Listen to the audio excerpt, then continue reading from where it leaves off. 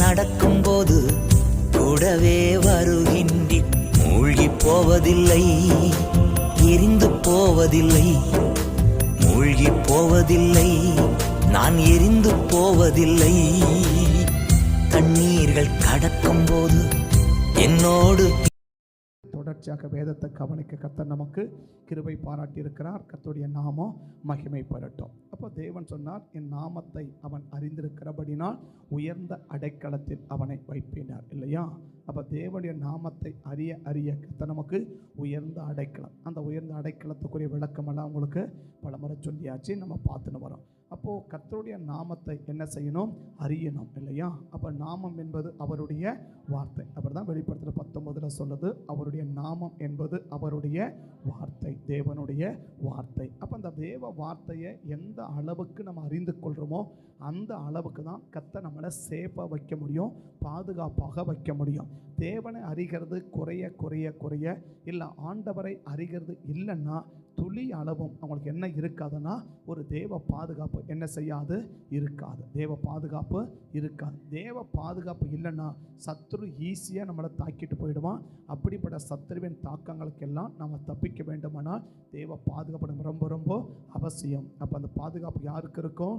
அவருடைய நாமத்தை, வசனத்தை எந்த அளவுக்கு அறிந்து கொள்ள முடியுமோ அந்த அளவுக்கு என்ன செய்ய வேண்டும்? எந்தெந்த கோணத்தில் எந்தெந்த விதத்தில் வசனத்தை புரிந்து கொள்ள முடியுமோ அப்படியெல்லாம் நம்ம வசனத்தை அறிந்து கொண்டு புரிந்து கொண்டால் தான் நம்ம என்ன செய்ய முடியும்?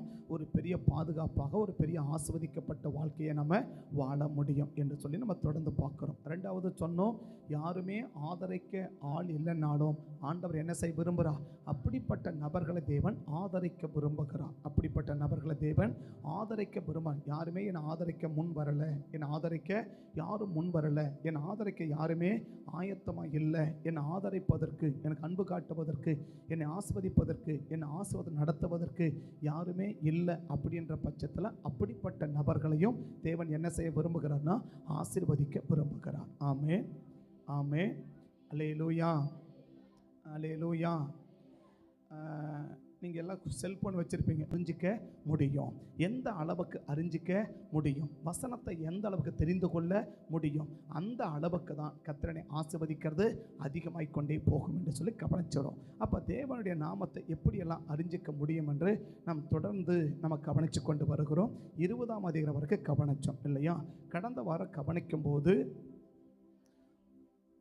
நீங்கள் சொல்லுங்கள், உன் ஜெபத்தை என்ன செய்வேன்?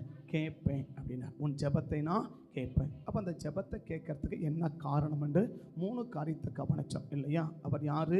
ஒரு தீர்க்கதரிசியாக இருக்கிறதுனால அவருடைய ஜெபத்தை கேட்கிறார். அப்போ தீர்க்கதரிசி அப்படின்னு சொன்னால் அவர் தீர்க்கதரிசனம் எங்கேயும் சொன்ன மாதிரியே இல்லை. ஒரு தீர்க்கதரிசி என்பவன் யார்? கர்த்தர் என்ன சொல்கிறாரோ அதை அப்படியே செய்வான். 390 நாள் ஒரு கழிச்சு படுனா அப்படியே படுத்துன்னு இருக்கிறான் இல்லையா? 40 நாள் ஒரு கழிச்சு படுனா அப்படியே படுத்திருக்கிறான். அப்படின்னா கர்த்தர் என்ன நமக்கு சொல்கிறாரோ அதை அப்படியே செய்கிறவன் தான் யார்? தீர்க்கதரிசி. அப்படிப்பட்டவனுடைய ஜெபத்தை தான் தேவன் என்ன செய்ய விரும்புகிறான்? கேட்க விரும்புகிறான் இல்லையா? நம்ம 2 சொன்னோம்.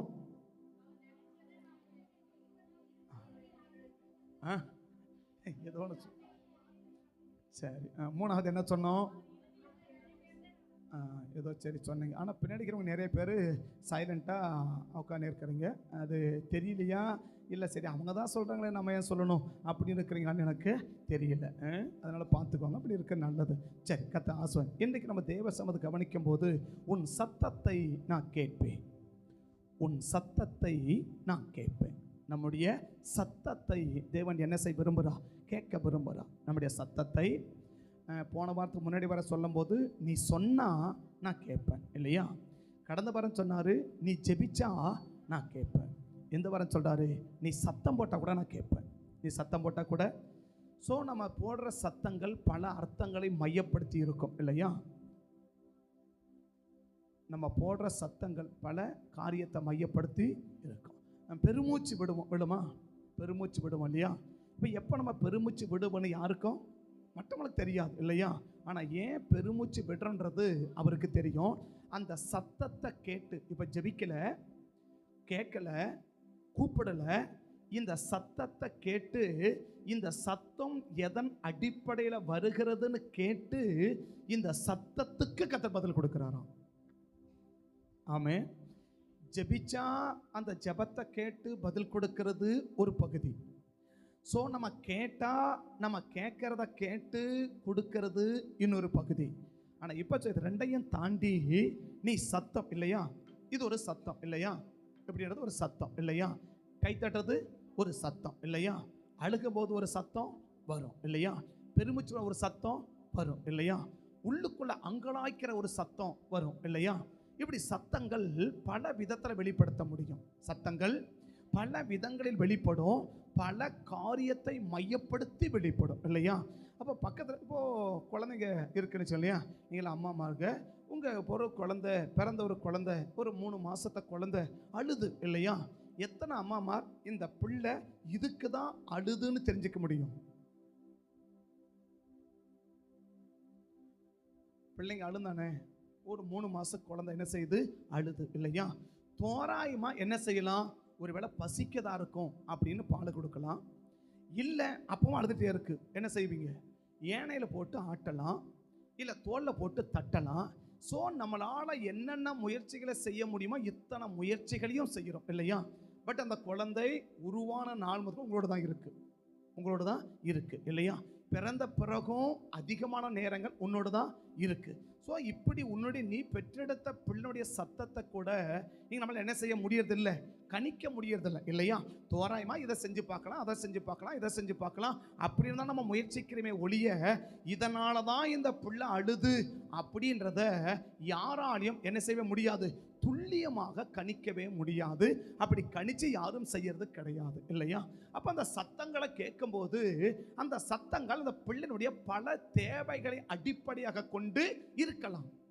அந்த பிள்ளை ஏன் அழுது, எதுக்கு அழுது அப்படின்ற சத்தங்கள் அது அழுறது மட்டும் தான் வெளியில கேட்குது. அது என்னன்னு வாயை திறந்து கேட்காது இல்லையா. அதுக்கு என்ன வேணும்னு கேட்காது, அதுக்கு என்ன பிரச்சனைன்னு சொல்லாது, அதுக்கு என்ன இதுன்னு ஒண்ணுமே தெரியாது. நம்ம அப்படியே போட்டு மண்டி எதுக்கு தான் அது அழுதுன்னே ஒண்ணுமே, அப்படி நிறைய அம்மாக்கள் மண்டியை பிச்சுக்கிறாங்க இல்லையா. அதுவும் புதுசாக கல்யாணம் ஒன்றும் சொல்லிக்கவே இல்லை இல்லையா.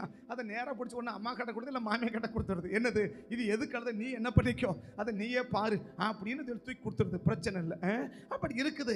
எத்தனை பெரிய அனுபவங்கள் உள்ளவங்களாக இருந்தாலும், எத்தனை பெரிய புதிய தம்பதிகளாக இருந்தாலும், பிள்ளைகளுடைய சத்தங்களை கேட்டு இன்னைக்கு அதுக்கு ஏற்ற பதிலை கொடுக்கிற தாய்மார்களும் இன்னைக்கு பெற்றோர்களும் அதிகமாக இல்லை என்பதையும், ஏன் இல்லை என்பதையும் நாம் அழகாக அறிஞ்சு கொள்ள முடியும். ஆனால் வேதம் சொல்லுது, உன் சத்தத்தை நான் என்ன செய்வேன், நான் கேட்பேன்.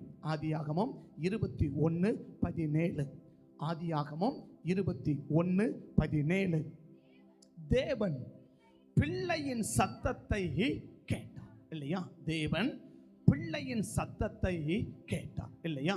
அப்போ தேவன் பிள்ளை, அது பிள்ளைன்றாரு, அது நமக்கு அந்த வயசெல்லாம் கணிக்க வேண்டாம். அப்போ அங்கே கணக்குகள் நம்ம போக வேண்டாம். நம்ம பார்க்குற சப்ஜெக்ட் வேறு, அப்போ நம்ம கவனிச்சுப்போம், பிற நாட்டில் கவனிப்போம். அப்போ நம்ம என்ன புரிஞ்சுக்கணும், தேவன் பிள்ளையின் ஜெபத்தை கேட்டார்னு சொல்லலை, வேண்டுதலை கேட்டார்னு சொல்லலை, அவன் விண்ணப்பத்தை கேட்டார்னு சொல்லலை, அவன் துதியை கேட்டார்னு சொல்லலை, அவன் ஜெபத்தை கேட்டார்னு சொல்லலை, அவன் வேண்டுதலை கேட்டான்னு சொல்லலை. தேவன் பிள்ளையின் சத்தத்தை கேட்டார் இல்லையா. அந்த பிள்ளை ஒருவேளை அழுதிருக்கலாம் இல்லையா, இல்லை அந்த பிள்ளை பெருமூச்சு விட்டிருக்கலாம், இல்லை அந்த பிள்ளை அங்கலாச்சிருக்கலாம், இல்லை அந்த பிள்ளை இது நமக்கு இல்லையேன்னு வருந்திருக்கலாம் இல்லையா. பட் ஏதோ ஒரு விதத்தில் அந்த பிள்ளை சத்தத்தை என்ன செஞ்சிருக்கு, வெளிப்படுத்தியிருக்கு அந்த பிள்ளை சத்தத்தை. அப்போ இன்னைக்கு ஒருவேளை அந்த பிள்ளைக்கு ரொம்ப ஆழமாக ஜெபிக்க தெரியாமல் இருந்திருக்கலாம் இல்லையா. இப்ப ஜெபிக்க என்ன பண்ணிருக்க போறான், ஜெபிச்சிருக்க போறான் இல்லையா. ஜெபிக்க தெரிஞ்சிருந்தா ஜெபிச்சிருக்க போறான், விண்ணப்பம் பண்ண தெரிஞ்சிருந்தா விண்ணப்பம் பண்ணிருக்க போறான் இல்லையா. துதிக்க தெரிஞ்சிருந்தா துதிச்சிருக்க போறான், வேண்டுதல் செய்ய தெரிஞ்சிருந்தா வேண்டுதலை செஞ்சிருக்கிறான் இல்லையா. ஜெபத்துக்கு 4 இருக்கணும், எது, துதி, வேண்டுதல், விண்ணப்பம், ஜெபம் இல்லையா. இது 4 உள்ளடக்கியதான் ஜெபம். ஜெபத்தில் எப்படி இருக்கணும், துதியினால நம்ம காரியத்தை தேவனுக்கு தெரியப்படுத்தலாம், ஜெபத்தினால நம் காரியத்தை தேவனுக்கு தெரியப்படுத்தலாம், விண்ணப்பத்தினால தேவனுக்கு நம்ம காரியத்தை தெரியப்படுத்தலாம் இல்லையா? வேண்டுதலினால தேவனின் காரியத்தை தெரியப்படுத்தலாம் இல்லையா? இது 4 விதத்தில் நம்ம என்ன செய்ய முடியும்? இந்த ஜெபங்கள் இந்த 4 விதத்தில் தான் இருக்க முடியும். சரியா? துதி, ஜெபம், விண்ணப்பம், வேண்டுதல். இந்த 4 அடுப்பு என்ன செய்யலாம்? நம்ம ஜெபிக்கலாம் இல்லையா? ஜெபத்தில் பல வகை, ஆனால் ஜெபிக்கிற விதத்தில் இந்த 4 விதத்தில் நம்ம என்ன செய்யலாம்? எளிமையாக நம்ம ஜெபத்தை என்ன செய்யலாம்? நம்ம தேவைகளை தேவனுக்கு நம்ம தெரியப்படுத்தலாம். இப்படி ஏதாவது ஒரு விதத்தில் இந்த பிள்ளை தெரியப்படுத்தியிருந்தா அந்த பிள்ளைக்கு என்ன செஞ்சிருக்கலாம்? சரி, துதிக்க தெரிஞ்சிருக்கு, அப்போ துதிச்சதுனால என்ன செஞ்சிட்டார்? ஆண்டவர் கேட்டார்னு சொல்லலாம். இல்லை ஜெபிக்க தெரிஞ்சிருக்கு, ஆமாம் ஜெபத்தை ஆண்டவர் கேட்டார் அப்படின்னு சொல்லியிருக்கலாம் இல்லையா? விண்ணப்பம் பண்ண தெரிஞ்சிருக்கு அப்படின்னா அந்த விண்ணப்பம் தெரிஞ்சதுனால கர்த்தர் விண்ணப்பத்தை கேட்டார் அப்படின்னு சொல்லியிருக்கலாம். வேண்டுதல் பண்ணியிருந்தா அந்த பிள்ளையுடைய வேண்டுதலை கர்த்தர் கேட்டார்னு சொல்லியிருக்கலாம். அப்போ அந்த பிள்ளைக்கு துதிக்கவும் தெரியல, அப்போ அந்த பிள்ளைக்கு ஜெபிக்கவும் தெரியல, அப்போ அந்த பிள்ளைக்கு விண்ணப்பம் பண்ணவும் தெரியல, அப்போ அந்த பிள்ளைக்கு வேண்டுதல் பண்ணவும் தெரியல இல்லையா? இது 4மே தெரியலன்றதுனால அந்த தேவையை தேவன் நிறைவேற்றாமலும் இல்லை. இது 4மே இன்னும் ஒரே வேளை சொன்னா ஜெபத்தினுடைய வாசனை கூட அந்த பிள்ளைக்கு தெரியல இல்லையா? ஜெபத்தினுடைய இப்ப சாதாரணமா துதிக்க தெரிஞ்சத கூட என்ன பண்ணியிருப்பான்? துதிச்சுட்டு இருப்பான் இல்லையா? ஜெபிக்க தெரிஞ்சிருந்தா ஜெபிச்சுட்டு இருப்பான், விண்ணப்பம் பண்ண தெரிஞ்சிருந்தா விண்ணப்பம் பண்ணிட்டு இருப்பான், வேண்டுதல் பண்ண தெரிஞ்சிருந்தா சரி. பக்கத்துல கேளுங்க, இது 4 உங்களுக்கு தெரியுமா? நான் அவனுக்கு சொல்லிட்டு இருக்கிறேன், இந்த 4 உங்களுக்கு தெரியுமா? ஜெபம்னா என்ன, விண்ணப்பம்னா என்ன, வேண்டுதல்னா என்ன, துதினா தெரிஞ்சுக்கலாம். ஆண்டவரே சோத்திரம் சோத்திரம் சோத்திரன்றது அது வேணா ஈஸியாக சொல்லிடலாம் இல்லையா? ஜெபம்னா எதை மையப்படுத்தி இருக்கோம் சொல்ல மாட்டேன். இப்போ வேண்டுதல்னா எதை மையப்படுத்தி இருக்கோம், விண்ணப்பம்னா எதை மையப்படுத்தி இருக்கணும் அப்படின்றதெல்லாம் வழிமுறைகள் உண்டு. இதெல்லாம் உங்களுக்கு புதுசாக ஒன்றும் இல்லை, ஏற்கனவே உங்களுக்கு சொல்லி கொடுத்தது தான். சரியா? அதனால் இன்னைக்கு புதுசாக ஒன்றும் சொல்லி கொடுக்கறது ஒன்றும் இல்லை. ஒருவேளை இப்போ புதுசாக வந்தவங்களுக்கு அது தெரியாமல் இருக்கலாம் இல்லையா? அப்போ எனக்கு அசைக்க முடியாத நம்பிக்கை, நீங்கள் அப்போவே என்ன பண்ணிட்டு இருப்பீங்க? நீங்கள் கிளியராக மறந்துட்டு அதை முடிச்சுட்டு இருப்பீங்க. எனக்கு தைரியமாக இருக்கும், ஒன்றும் பிரச்சனை இல்லை. அதனால் எனக்கு ஒன்றும் பிரச்சனை, உங்களுக்கு பிரச்சனை இல்லை. ஆனால் ஜெபத்தை இந்த 4 விதங்களில் செய்ய முடியும். ஆனால் அந்த 4மே அந்த பிள்ளைக்கு என்ன தெரியல? அந்த பிள்ளைக்கு தெரியல. இது 4மே தெரியலன்றதுனால அந்த பிள்ளையுடைய தேவையை தேவன் நிறைவேற்றாமலும் இல்லை. அதான் முக்கியம். போ பக்கத்து சொல்லுங்க, இந்த 4ம் தெரியலனா கூட பரவாயில்ல. எந்த 4? துதிக்க தெரியலனா கூட பரவாயில்ல, துதிக்க தெரியலனா கூட பரவாயில்ல இல்லையா? துதிக்க தெரியுமான்னு கேட்டாக்க எத்தனை பேர் அம்மான்னு சொல்லி எனக்கு தெரியல. துதினா என்ன, அந்த துதி எப்படி இருக்கணும் அப்படின்னு கேட்டால் தெரியல. எல்லாம் எளிமையான ஸ்தோத்திரம் பண்ணுவானா ஸ்தோத்திரம் சோத்திரன்றோம், அது துதிச்சா அப்படின்னு அர்த்தம் கிடையாது. சரியா? சரி, இப்போ அதெல்லாம் பேச முடியாது, பேசாத சப்ஜெக்ட் மாறி போயிடும். அது புரிஞ்சுக்கணும். ஒன்று துதிக்க தெரியனாலும் பரவாயில்ல, பக்கத்தை கைப்பிடி சொல்லுங்க, துதிக்க தெரியனாலும் பரவாயில்ல, ஜெபிக்க தெரியனாலும் பரவாயில்ல, விண்ணப்பம் பண்ண தெரியனாலும் பரவாயில்ல, வேண்டுதல் பண்ண தெரியனாலும் பரவாயில்ல. அப்படிதான் நாங்க இருக்கிறோம், அப்படிதான் நாங்க இருக்கிறோம், பரவாயில்ல இல்லையா? ஆனா உன் தேவை நிறைவேற்றப்படும். அப்பா இது ஒண்ணும் தான் போதுனா சாமி அப்படின்னு நினைக்கிறேன். அங்கதான் பிரச்சனையா இருக்கு. சரியா? இது 3மே இது 4மே இல்லைன்னா கூட பரவாயில்ல. எது? உனக்கு துதிக்க தெரியல பரவாயில்ல, ஜெபிக்க தெரியல பரவாயில்ல, விண்ணப்பம் பண்ண தெரியல பரவாயில்ல, வேண்டுதல் செய்ய தெரியல பரவாயில்ல. இதெல்லாம் தெரியணும். இது தெரியலனாலும் பரவாயில்ல இல்லையா? ஆனா உன் தேவை நிறைவேற்றப்படும், உன் தேவை நிறைவேற்றப்படும். அண்ணா அப்ப ஏன் அந்த தேவை நிறைவேற்றுறா? அப்ப இதை விட அப்ப தேவன் எதை முக்கியத்துவப்படுத்துறார்? தேவன் எதை முக்கியத்துவப்படுத்தணும்? துதியை முக்கியத்துவப்படுத்தும். ஏன்னா துதிகளுக்கு மத்தியில் வாசமன் இந்த ஜனத்தை எனக்கென்று ஏற்படுத்தும், இவர்களின் துதியை சொல்லி வருவார். அப்ப நம்மளை தேவன் ஏற்படுத்தியது எதுக்காக தான்? ஆனா அது மட்டும் தான் செய்யறது இல்லை. எது?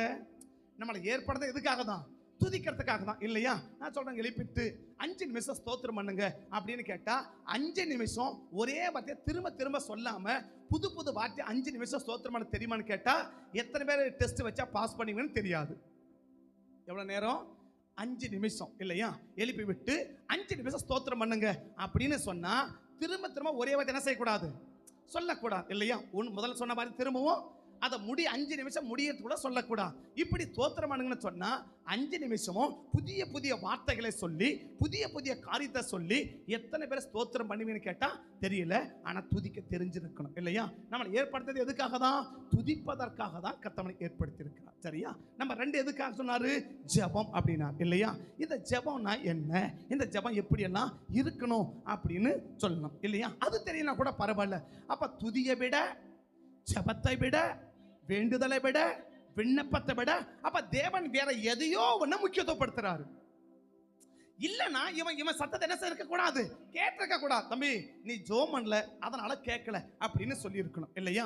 நீ ஸ்துதிக்கல அதனால கேட்கல அப்படின்னு சொல்லி இருக்கணும். நீ விண்ணப்பம் பண்ணல அதனால கேட்கலன்னு சொல்லி இருக்கணும். நீ வேண்டுதலை செய்யல அதனால கேட்கலன்னு சொல்லி இருக்கணும். ஆனா அந்த நாளுமே இல்லைன்னா கூட வெறும் சத்தம் அது எப்படி வேணாலும் இருந்திருக்கலாம் இல்லையா? ஒன்று அழுதுருக்கலாம், இல்லை மூச்சு விட்டுருக்கலாம், இல்லை அங்கலாச்சிருக்கலாம், இல்லை கவலைப்பட்டிருக்கலாம். பட் ஏதோ ஒரு விதத்தில் ஒரு சத்தம் அவனுக்குள்ள இருந்து வெளிப்பட்டுடுச்சு இல்லையா? இந்த ஒரு சத்தத்தை கேட்டு தேவன் என்ன செய்கிறாரா? அவனுக்கு பதிலளிக்கிறான் இல்லையா? தேவன் பிள்ளையின் சத்தத்தை கேட்டார் அப்படி இருக்கு இல்லையா? வெறும் காதுல மட்டும் கேட்கல, அந்த சத்தத்தை கேட்டு அந்த பிள்ளைக்கு என்ன தேவையோ அந்த தேவையை நிறைவேற்றி அந்த பிள்ளையை ஆசீர்வதிச்சு அனுப்புறார் இல்லையா? அப்போ துதிக்க தெரியலாம் பரவாயில்ல, ஜெபிக்க தெரியனாலும் பரவாயில்ல, விண்ணப்பம் பண்ண பரவாயில்ல, வேண்டுதல் செய்தாலும் பரவாயில்ல, சத்தமாவது போட கத்துக்கோ. துதிக்க தெரியனாலும் ஜெபிக்க தெரியனாலும் சொல்லுங்க பரவாயில்ல இல்லையா? விண்ணப்பம் பண்ண தெரியலனாலும் வேண்டுதல் செய்ய தெரியலனாலும் சத்தம் போட கத்துக்கோ. என்னால சத்தம் கூட போட முடியாதுன்னா ஒண்ணும் பண்ண முடியாது இல்லையா? அப்ப அந்த பிள்ளை ஒரு சத்தத்தை வெளிக்காட்டிட்டான் இல்லையா? அவனுடைய தேவைய ஏதோ ஒரு விதத்துல என்ன செஞ்சிட்டான், வெளிக்காட்டிட்டான் இல்லையா? அப்ப அந்த வெளிக்காட்டினதுனால இந்த சத்தம் எங்க போயிடுச்சு? தேவ சமூகத்துக்கு போயிடுச்சு.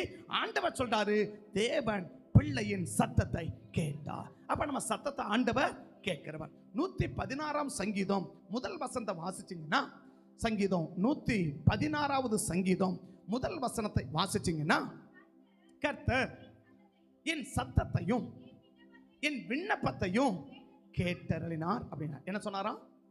தேவன் என் சத்தத்தையும் என் விண்ணப்பத்தையும் கேட்டார் என்றார் இல்லையா? அப்ப என்ன சொல்லியிருக்கலாம்? கர்த்தர் என் விண்ணப்பத்தை கேட்டார் அப்படின்னு சொல்லி இருக்கணும் இல்லையா? ஆனா முதல்ல என்ன சொல்றாரு? என் விண்ணப்பமே ரெண்டாவது தான் இல்லையா? என் விண்ணப்பமே, என் ஜெபமே செகண்ட் பிளேஸ் தான் இல்லையா? சின்சியரா நோட் எழுதுறீங்களா? சரி கவனிங்க, கவனிங்க. அதுக்கப்புறம் எழுதினே கவனிங்க. நீங்கள் ரொம்ப எக்ஸ்பீரியன்ஸ் பர்சன் தானே, ஒன்றும் பிரச்சனை இல்லை. நீங்கள் எழுதினே என்ன பண்ணிக்கலாம், நீங்கள் கவனிச்சிக்கலாம். இந்த டைப்பிஸ்ட் எல்லாம் நான் இப்படி பார்த்து அடிக்கிறாங்க இல்லை இல்லையா? இப்படியே நீ எழுதி என்ன பண்ணிடலாம், கவனிச்சிக்கலாம். அப்படி தான் பண்ணிருக்கிறோம். அதையே ஃபாலோ பண்ணுங்க. கத்த ஆஸ்வதிக்கட்டும். அப்போ என்ன சொல்றாருன்னா, என் விண்ணப்பத்தை கேட்டார், என் சத்தத்தை கேட்டார்னு சொல்லலை, என் சத்தத்தையும் என் விண்ணப்பத்தையும் கேட்டார்ன்றார் இல்லையா? அப்ப செகண்ட் பிளேஸ் எங்க கொண்டு போய் எடுத்து போயிடுச்சு? விண்ணப்பம் செகண்ட் பிளேஸ் போயிடுச்சு இல்லையா? ஜெபம் செகண்ட் பிளேஸ் போயிடுச்சு, துதி செகண்டுக்கு போயிடுச்சு, விண்ணப்பம் போயிடுச்சு. ஆனா முதல் பிளேஸ் எது வந்துருச்சுன்னா சத்தம் வந்துடுச்சு இல்லையா? அப்ப ஜெபத்தை காட்டிலும், விண்ணப்பத்தை காட்டிலும், வேண்டுதலை காட்டிலும், துதியை காட்டிலும் தேவன் எதை கூட கேட்கிறார்னா சத்தத்தையும் கர்த்தர் கேட்கிறார். ஆமென். அப்ப நம்ம சத்தங்கள் கேட்கப்பட்டிருக்குமானா நம் சத்தங்களுக்கு நிச்சயமா என்ன கிடைச்சிருக்கும்? பதில் கிடைச்சிருக்கும். சரியா?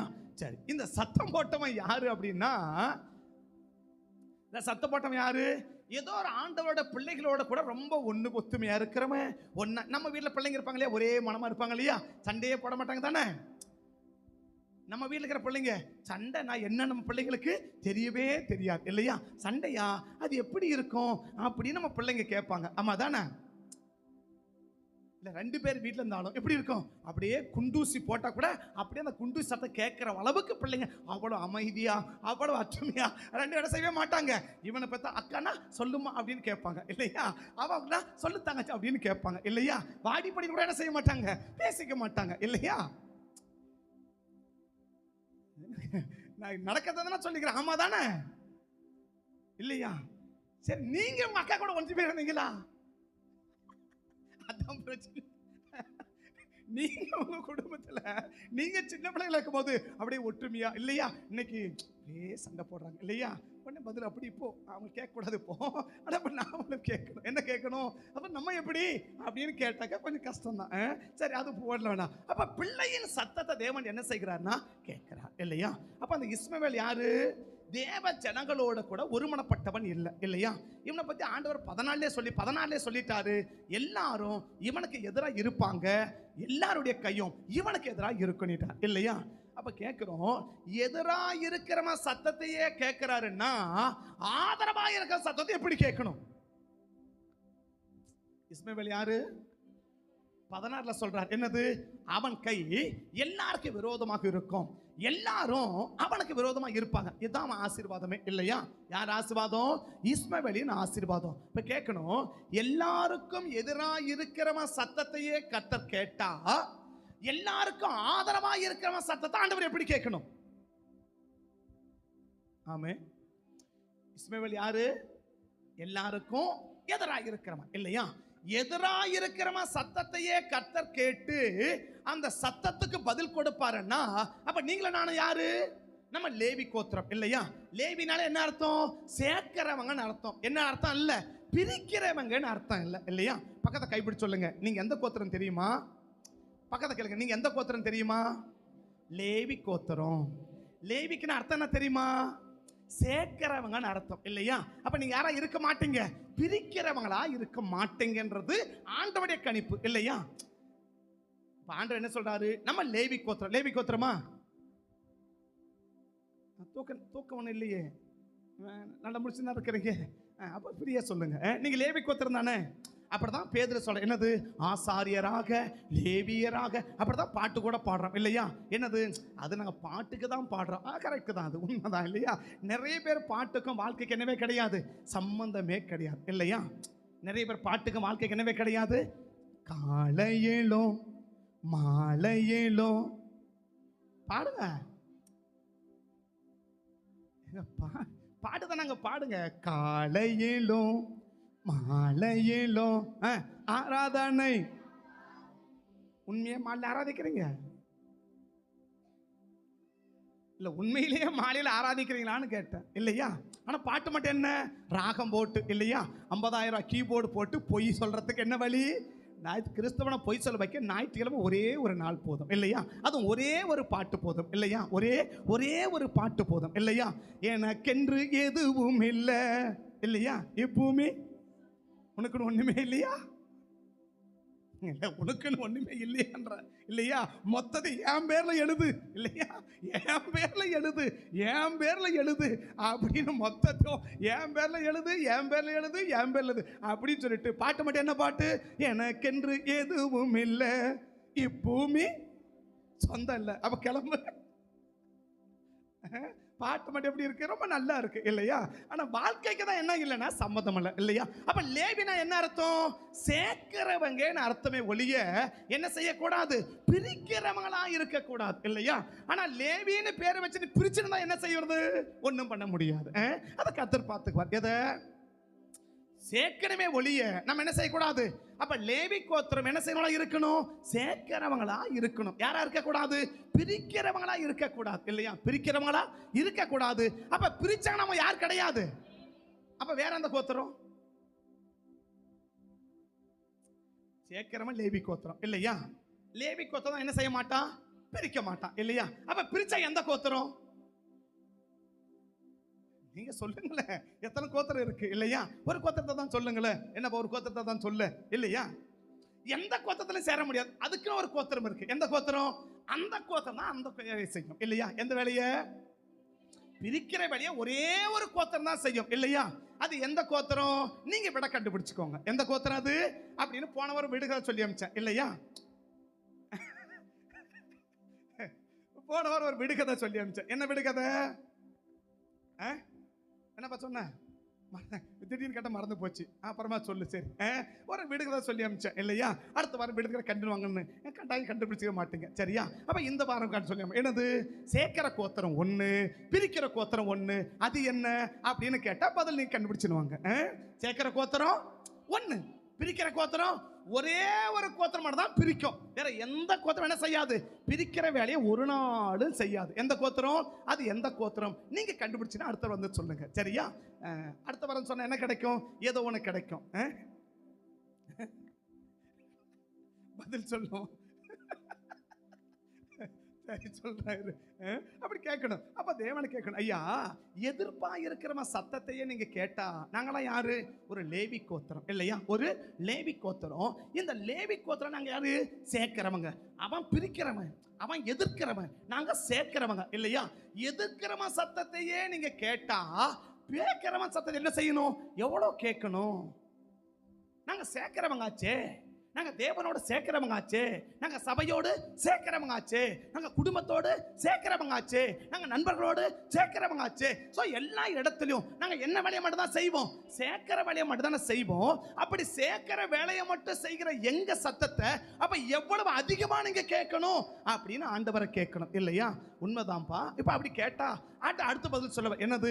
நீ கேட்கிற கேள்வி 100% உண்மைதான் பாண்டியன். ஆனா சேர்க்கிறவனுக்கு பிரிக்கிறவனுக்கு இருக்கிறத கூட சேர்க்கிறவனுக்குள்ள இல்லையே, அதான பிரச்சனை. போ எதிர்க்கிறவன் ஜெபத்தை சத்தத்தை கத்த கேட்டா நம்ம யாரு? இப்ப நம்ம யாரு? லேவி கோத்திரம் இல்லையா? இந்த லேவி கோத்திரம் என்ன வேலை? சேர்க்கிறது தான் வேலை இல்லையா? நம்ம அந்த இடத்துக்கு போன பிறகு ஒன்னாக்குறது நாளாக கூடாது, நாளாக்குறது ஒன்னாயிடணும் இல்லையா? பக்கத்தை கைப்பிடி சொல்லுங்க. நீங்க சின்ன பிள்ளைய கூட இருக்கலாம் இல்லையா? சின்ன பிள்ளைய கூட இருக்கலாம். நீங்க லேவி கோத்திரமா இருந்தா நீங்க காலை வச்சா நாளா இருக்கிறது ஒன்னாயிடும். இந்த லேவி கோத்திரமா இல்லாம நான் சொன்ன முன்ன ஒரு கோத்திரன்னு, அந்த கோத்திரமா இருந்தா ஒன்னா இருக்கிறது நாளாகும். நீங்க எப்படி? அவங்களை கேளுங்க, நீங்க எப்படி ஒன்ன நாளாக்குவீங்களா? நாளா ஒன்னாக்குவீங்களா? ஒன்ன நாளாக்குறது எவ்வளவு பெரிய பெருக்கம் இல்லையா? ஒன்ன நாளாக்குறது எவ்வளவு பெரிய பெருக்கம். இது உங்களால செய்ய முடியுமான்னு கேட்டா என்னால நிச்சயமா முடியாது. எதை? இந்த ஒன்ன நாளாக்குறது என்னால நிச்சயமா 100% சொல்றாங்க, நிச்சயமா முடியாது. அதுக்கேட்ட கிருபையை ஆண்டவர் கொடுக்கவே இல்லைங்க இது வரைக்கும். எதை? ஒன்னா இருக்கிறத நாளாக்குறத அந்த கிருபையை கொடுக்கவே இல்லை. ஆனா சில பேருக்கு மட்டும் அள்ளி ஆண்டவர் கொடுத்து வச்சிருக்கிறார். எதை சொல்லுங்க? எதை? ஒன்னா இருக்கிறத நாளாக்கிறதுக்கு சில பேருக்கு அள்ளி, இந்த அள்ளி வைப்பார் பாத்தீங்களா? அந்த மாதிரி என்ன பண்ணிட்டாரு? அள்ளி தலைக்கு மேல ஆண்டவன் அவங்க, அது சில பேருக்கு கூட அந்த கிருபை இல்லையா? அது அவங்க மட்டும்தான் செய்ய முடியும், வேற யாரும் அதை செய்ய முடியாது. செய்யவே 100% முடியாது. நானும் ட்ரை பண்ணி பாரு, என்னால முடியவே இல்லை. எதை? இது ஒன்னே இருக்க, என்ன ஆக்கலாம்? கொஞ்சம் நாளா ஆக்கலாம், இன்னும் கொஞ்சம் பெருகும் தானே அப்படின்னு பார்த்தா என்ன செய்ய மாட்டேங்குது? முடிய மாட்டேக்கு. ஆனா சிலருடைய விசேஷத்தை கிருபை என்னது? அவங்க போயிட்டாங்கன்னா, அவங்க வந்துட்டாங்கன்னா அதை நாளா ஆக்காம என்ன செய்யவே மாட்டாங்க? தூங்கவே மாட்டாங்க. அவ்வளோ பெரிய அருமையான கிருபையை அவங்க மேல வச்சுட்டு இருக்கிறார் ஆண்டவர். சரி இல்லையா? அப்படி ஒரு பக்கம் இருக்கட்டும். அப்ப தேவன் என்ன செய்யறன்னா, நம்ம கேட்கணும், ஐயா நாங்க சேர்க்கிறவங்க, நாங்க சேர்க்கிறவங்க, நாங்க ஆதரவா நிக்கிறவங்க இல்லையா? நாங்க தரப்புல நிக்கிறவங்க. எங்க சத்தத்தை எவ்வளவு அதிகமான கேட்கணும்? அவன் எதிர்க்கிறவன், அவன் பிரிக்கிறவன், அவனுக்கு பேரே சண்டைக்காரன் இல்லையா? அவனுக்கு பேரே சண்டைக்காரன். இன்னும் சொல்ல போனா மலையாள பைபிள்ல வாசிக்கணும், கேட்காதீங்க, சொன்னதை சொல்றேன் சரியா? அவன் கழுது குட்டியான். என்னமா இஸ்மாயில் பத்தி என்ன சொல்லுது? கழுத குட்டியான். கழுது என்ன பண்ணும்? கிட்ட சேர்க்காது இல்லையா? ஒருத்தனை கிட்டையே சேர்க்காதவன் சத்தத்தையே நீங்க கேட்டா நாங்க எல்லாம் அரவணைக்கிறவங்க இல்லையா? நாங்களாம் யாரு? நம்மளாம் யாரு? அரவணைக்கிறவங்க இல்லையா? நம்ம அரவணைப்பு ஆட்டோ ஏறும்போது தெரிஞ்சுக்கும். நம்ம அரவணைப்பு எப்படின்னு எப்ப தெரிஞ்சுக்கலாம்? ஆட்டோ ஏறும்போது தெரிஞ்சுக்கலாம் இல்லையா? ஆமாவா இல்லையா? நான் சொல்றேங்க, இங்க எத்தனை பேர் இறங்குன்னு தெரியாது சரியா? புதுப்பாளையத்துல இதன பேரையும் ஏற்றி அனுப்பி விட்டுறோம் சரியா? புரியலையா? உங்க அரவணைப்பு எப்படின்றத எப்ப பார்த்தா புரிஞ்சுக்கும்? ஆட்டோல ஏறும் போது புரிஞ்சுக்கும் இல்லையா? அக்கா ஏன் மடியில உட்கார அப்படின்னு ஒரு அக்காலத்துக்கு மடியில உட்கார வச்சா என்ன? எனக்கு ஒரு இடம், என் பிள்ளைக்கு ஒரு இடம், இது இப்போ 9 மாசம், அதுக்கு ஒரு இடம் இல்லையா? நம்ம அரவணைப்பு. மீதி அவன் பஸ் போது உட்கார்ந்து கிடக்கிறான், அது அப்புறம் கூட பார்த்துடும். முதல்ல என்ன செய்யணும்? நான் முதல்ல, இதான் நம்ம அரவணைப்பு இல்லையா? அவன் யாரு? அவன் கழுத குட்டி இல்லையா? ஒருத்தரை கிட்ட சேர்க்க மாட்டான். நம்ம யாரு? ஒரு ஆள் இடம் தூக்கி மடியில உட்கார வச்சுன்னு உட்காருங்க அப்படின்னு சொல்றாளுங்க. அப்படிதானே? எங்க ஆமாவா இல்லைங்க? அப்படித்தானே தினமும் ஆட்டோல போறீங்க? எதானா அப்படி தலையா ஆட்டுங்க, அப்பதானே எனக்கு புரியும். ஓ இல்லையா அப்படி போறது இல்லையா? அப்படிதான் போறீங்க, நீங்க தான் ஆட்டோல போறீங்க, அப்படி போறீங்களா இப்படி போறீங்க, பரவாயில்ல நீ உட்காரு, இடம் இன்னும் கொஞ்சம் தள்ளு, இன்னும் கொஞ்சம் தள்ளி உட்கார் அப்படின்னு இன்னும் 4 பேர் ஏத்து அப்படின்னு சொல்லி இறீங்களா? இடம் இல்ல அடுத்த சிங்கிள் வா. என்னதான் இடம் இல்லையா? எத்தனை சிங்கிள் வா? அடுத்த சிங்கிள் வர காசு யார் கொடுக்க? யார் கொடுக்க? அப்ப நம்ம வளர்க்கணும். என்னது அரவணைப்பு? என்னது? அவன் யாரு? கழுத குட்டி. ஒருத்தனையும் கிட்ட சேர்க்க மாட்டான் இல்லையா? ஆனா நம்ம யாரு? எல்லாரையும் அரவணைச்சு சேர்க்கிறவங்க இல்லையா? கொஞ்சம் சின்ன பிள்ளைக்கு தான் இவ்வளவு பெரிய பிள்ளைக்குது, ஏரியா மடியில உட்காரு அப்படி எவ்வளவு நேரம் போக போறோம்? 10 நிமிஷம். மடியில உட்கார வைக்க முடியாதா? உட்கார வைக்க முடியும் இல்லையா? ஒரு அக்கா பிள்ளைய தூக்கி அங்க உட்கார வைக்கலாம் மடியில. இப்படி 2 பேரை உட்கார வச்சா ஒரு ஆட்டோல எத்தனை பேர் ஏறலாம்? இப்படிதான் 23 பேரை ஏற்றி அனுப்புறோம். சரியா? நீ வேணா டவுட்னா வாங்க வந்து உட்கார்ந்து பாருங்க, நான் இருக்கிறேன், ஏத்துறவன் இங்கே இருக்கிறான், கேளுங்க அவனை கேளுங்க, அவன் சொல்லுவான் இல்லையா? அப்ப ஏன் நான் சொல்ல வரனா, இப்படிப்பட்டவன் சத்தத்தையே கழுது குட்டி ஒருத்தனையும் கிட்ட சேர்க்க மாட்டான். அவன் சத்தத்தையே நீங்க கேட்டா நாங்க இப்படி அரவணைக்கிறவங்க, இப்படி ஜெபிக்கிறவங்க, இப்படி சேர்க்கிறவங்க, இப்படி ஆதரவா நிக்கிறவங்க, இப்படி துணையா நிக்கிறவங்க, இப்படி பக்கபலமா இருக்கிறவங்க, இப்படி எல்லாம் இருக்கிற நம்ம சத்தத்தை ஆண்டவர் கேட்டிருக்கணும் தானே? இப்ப நம்ம அடுத்த கேள்வி ஆண்டவரை கேட்கணும். ஐயா, நாங்கெல்லாம் யாரு? லேவி கோத்திரம். நாங்க சேர்க்கிறவங்க, நாங்க அரவணைக்கிறவங்க, நாங்க கூட்டுறவங்க, நாங்க ஆதரவா நிக்கிறவங்க, நாங்க சப்போர்ட் பண்றவங்க, இப்படி எல்லாம் இருக்கிறவங்க. அவன் யாரு? கழுத குட்டி, கிட்ட சேர்க்க மாட்டான், எதிர்த்து நிக்குமா, போராடுமா, அவன் சண்டைக்காரன். இப்படிக்கிறவன் சத்தத்தை கேட்டா அப்ப எங்க சத்தத்தை எந்த அளவுக்கு நீங்க கேட்கணும் அப்படின்னு இப்ப ஏசான பிடிச்ச ஒரு கேள்வி நறுக்குன்னு கேட்கணுமா கேட்க கூடாதா? ஏங்க கேட்கணுமா கேட்க கூடாதா? அவர் தானே ஜெபத்தை கேட்கிறவரு இல்லையா? நான் சொல்றேன் அவன் ஜெபத்தை வேணான்ல. அப்ப எங்க சத்தம் கேட்டிருக்கணும் இல்ல? நாங்க யாரு? நாங்க பிரிக்கிறவங்களா? இல்லையே. நாங்க சண்டை போடுறவங்களா? இல்லையே. இல்லையா? நாங்க எடுத்து நிக்கிறவங்களா? இல்லையே. நாங்க அரவணைக்காத போறவங்களா? இல்லையே. நாங்க இப்படி இருக்கிறோம். அவன் யாரு? அரவணைக்குவானா? இல்ல. சண்டை போடாம இருப்பானா? இல்ல. இல்லையா? சேர்க்காம இருப்பானா? இல்ல. எடுத்து நிக்காம இருப்பானா? இல்ல. புரண்டி பேசாம இருப்பானா? இல்ல. அத்தனையும் அவன் செய்வான் இல்லையா? அவன் தான் யாரு? இஸ்மவேல் இல்லையா? நாங்கெல்லாம் யாரு? நாங்க ஈசாக்கின் வம்சம். நாங்க இப்படிதான் இருக்குமே. இவன் சத்தத்தை கேட்டா அப்ப எங்க சத்தத்தை எந்த அளவுக்கு நீங்க கேட்கணும் அப்படின்னு இப்ப ஆண்டவரை பார்த்து நறுக்குன்னு ஒரு கேள்வி கேட்கணுமா? நான் கேட்பேங்க, அடிக்கடி கேட்பேன் இல்லையா? அடிக்கடி செய்வேன், கேட்குவேன் இல்லையா? இது என்னதான் ஏன் இப்படி அடுக்குது அப்படின்னு அவர் கேட்கவா? இப்போ அவர் கேட்ட உடனே அவர் பதில் சொல்லுவார்ல. எப்படி சொல்லுவார்னா, பாண்டியன் நீ கேட்ட கேள்வி ரொம்ப அருமையான கேள்வி இல்லையா? நீ கேட்ட கேள்வி ரொம்ப அருமையான கேள்வி, வேற யாருமே கேட்காத ஒரு அருமையான கேள்வியை கேட்டிருக்கிற, பதில் சொல்றேன் கேளு அப்படின்னு சொல்லுவார். என்னன்னா, அவன் பிரிக்கிறவன் தான் உண்மை, அவன் சண்டைக்காரன் தான் உண்மை, அவன் எதிர்த்து நிக்கிறவன் தான் உண்மை, அவன் யாரையும் கிட்ட சேர்க்க மாட்டான் உண்மை. நீங்க யாரு? எல்லாம் சேர்க்கிறீங்க உண்மை, ஆதரவா இருக்கிறீங்க உண்மை, எல்லாம் இருக்கிறீங்க. ஆனா அவனுக்குள்ள இருக்கிற சுபாவம் உனக்குள்ள இல்லையே பாண்டியன், எப்படி என்ன கேட்க சொல்ற அப்படின்னு ஒரு கேள்வி அவர் கேட்பார் இல்லையா? கேட்பாரா? கேட்கணும் இல்லையா? இப்ப அடுத்த கேள்வி பாண்டியன் கேட்கிறான். யார?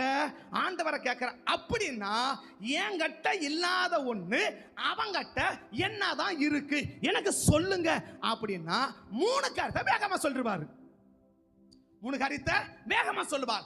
முதல் காரியம் சொல்லுவாரு, அவன் தகப்பனால் ஏற்றுக்கொள்ளப்படுகிறவன் அப்படின்னு சொல்லுவார். என்ன சொல்லுவாரு?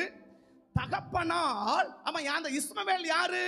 தகப்பனால் ஏற்றுக்கொள்ளப்படுகிறவன் அப்படின்னு சொல்லுவார் இல்லையா? முதல் ஆன்சர் என்ன பண்ணுவாரு? அப்ப அந்த இஸ்மவேல் யாரு? தகப்பனால் ஏற்றுக்கொள்ளப்படுகிறவன். ஆதியாகமம் 21 அதிகாரம் 10-11. ஆதியாகமம் 21:10-11. ஆபிரகாமை நோக்கி இந்த அடிமை பெண்ணையும், இப்ப சாராள் சொல்றாங்க, ஆபிரகாமை நோக்கி சொல்றாங்க, இந்த அடிமை பெண்ணையும் அவன் மகனையும் புறம்பே தள்ளும். இந்த அடிமை பெண்ணின் மகன் சுதந்திரவாளியா இருப்பது இல்லை அப்படின்னு சொல்லி முடிச்சிட்ட உடனே அடுத்த வசனம் எப்படி ஆரம்பிக்கணும்? கொஞ்சம் எல்லாம் அடுத்த வசனம் கொஞ்சம் ஒரு அந்த முதல் பகுதி மட்டும் கொஞ்சம் கவனிங்க பார்க்கலாம்.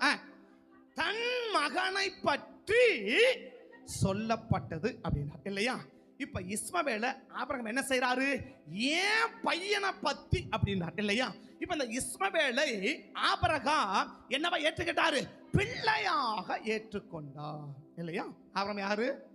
இது என்ன பெரிய விஷயம், பெத்த பிள்ளைய புள்ளன் தான் ஏற்றுக்குவாங்க, இது என்ன பெரிய விஷயம்னு சொல்கிறீங்க அப்படின்னு உங்களுக்கு ஒரு கேள்வி வரணும் இல்லையா?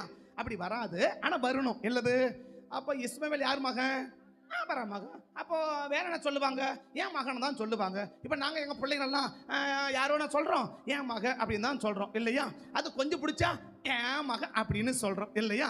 ஒரு அடி அடித்து ஹார்ட் அட்டாக் வர்ற மாதிரி சொல்லிடுறோம், அது என் மகன், அது என் பிள்ளை, அதான் என்ன மாதிரியே இருக்கு அப்படின்னு சொல்லிடுறோம் இல்லையா? புரியலையா? இப்போ நம்மளை மாதிரி இருந்தா ஒரு அடி அடிச்சு என்ன மாதிரியே இருக்குன்றோம் இல்லையா? கொஞ்சம் வித்தியாசம் வந்தா த ஒன்னாட்டே கிதுப்பா அப்படின்னு சொல்லிடுறோம் இல்லையா? மோசமா இருந்தா அவங்க பக்கம், நல்லா இருந்தா நம்ம பக்கம் இல்லையா? நல்லாகிற புள்ள ஏன் புள்ள, அது கொஞ்சம் இடகுடமா பண்ற புள்ள அது அவங்க புள்ள இல்லையா? அப்படி ஈஸியா நம்ம சொல்லிடுறோம். அப்ப ஆபிரகாம் கேட்கணும், ஐயா பெத்த புள்ளைய மகன் தான் என்ன செய்யணும், சொல்லணும், இது என்ன புதுசா சொல்றீங்க அப்படின்னு கேட்டா, அப்ப பெத்த பிள்ளைய எல்லாமே ஆபிரகாம் என்ன தான் சொல்லணும், மகன் தான் சொல்லணும் இல்லையா? 25ஆம் அதிகாரத்துக்கு வந்தீங்கன்னா 1 ல இருந்து 4 வரைக்கும் கொஞ்சம் கடகடன்னு வாசிச்சு பார்த்தீங்கன்னா, ஆபிரகாம் கேத்தூரால் என பேர் கொண்ட ஒரு ஸ்திரீயையும் விவாகம் பண்ணியிருந்தான். அவள் அவனுக்கு ஏகப்பட்ட பேர் சொல்லி வர, அதெல்லாம் வாயிலே நமக்கு நுழையாது இல்லையா? அது படிச்சு முடிக்கிறதோ ஒரு ஜூஸ் குடிச்சிடணும், அந்த மாதிரி பேர் இருக்குது. அப்படி நிறைய பிள்ளைங்க யாருக்கு இருக்கு, ஆபிரகாம் இருக்குது இல்லையா? 4வது வசனம் 5வது வசனம் வாசிமா. ஆபிரகாம் தன் மறுமணியாட்டின் பிள்ளைகள், அது வாசி. 6வது வசனமா வாசி. பிள்ளைகளுக்கு ஆபிரகாம் நன்கொடைகளை கொடுத்து, அப்போ இந்த கேத்துராளுக்கு பிறந்ததும் யாருடைய பிள்ளைகள் தான், ஆபிரகாமுடைய பிள்ளைகள் தான். ஆனா ஒரு இடத்துல கூட ஆபிரகாம் இந்த பிள்ளைகளை என் பிள்ளைகள் என்று சொல்லவே இல்லை இல்லையா? கேத்துருவாளுக்கு பிறந்த பிள்ளைகளும் ஆபிரகாமுடைய பிள்ளைகள் தான், ஆகாருக்கு பிறந்த பிள்ளையும் ஆபிரகாமுடைய பிள்ளை தான், சாராளுக்கு பிறந்த பிள்ளையும் ஆபிரகாமுடைய பிள்ளை தான். ஆனா ஆபிரகாம் சொல்றாரு தன் மகனை குறித்து அப்படின்னா இல்லையா? இப்ப இந்த இஸ்மவேலை ஆபிரகாம் என்ன செஞ்சிருக்கிறாரு, தன்னுடைய பிள்ளையாக ஏற்றுக்கொண்டிருக்கிறார் இல்லையா? பிறந்திருக்கிறது எல்லாமே அவருடைய பிள்ளையாக ஆண்டவர் ஏத்துக்கல. பிறந்திருக்கிற எல்லாரையுமே ஆண்டவர், ஆபிரகாமா இருக்கட்டும் ஆண்டவரா இருக்கட்டும், எல்லாரையுமே தன்னுடைய பிள்ளைகளாக தேவன் என்ன செய்யல, ஏற்றுக்கொள்ளது இல்லை, ஏற்றுக்கொள்ளவில்லை. இதை தான் நம்ம கடந்த வருஷம் முடிச்சோம், பார்த்துருந்தோம் சரியா? அதுக்கு முன்னாடி எல்லாம் பார்த்துருந்தோம். என்னது? அப்போ ஆபிரகாமுடைய பிள்ளை யாரு? ஈசாக்கு.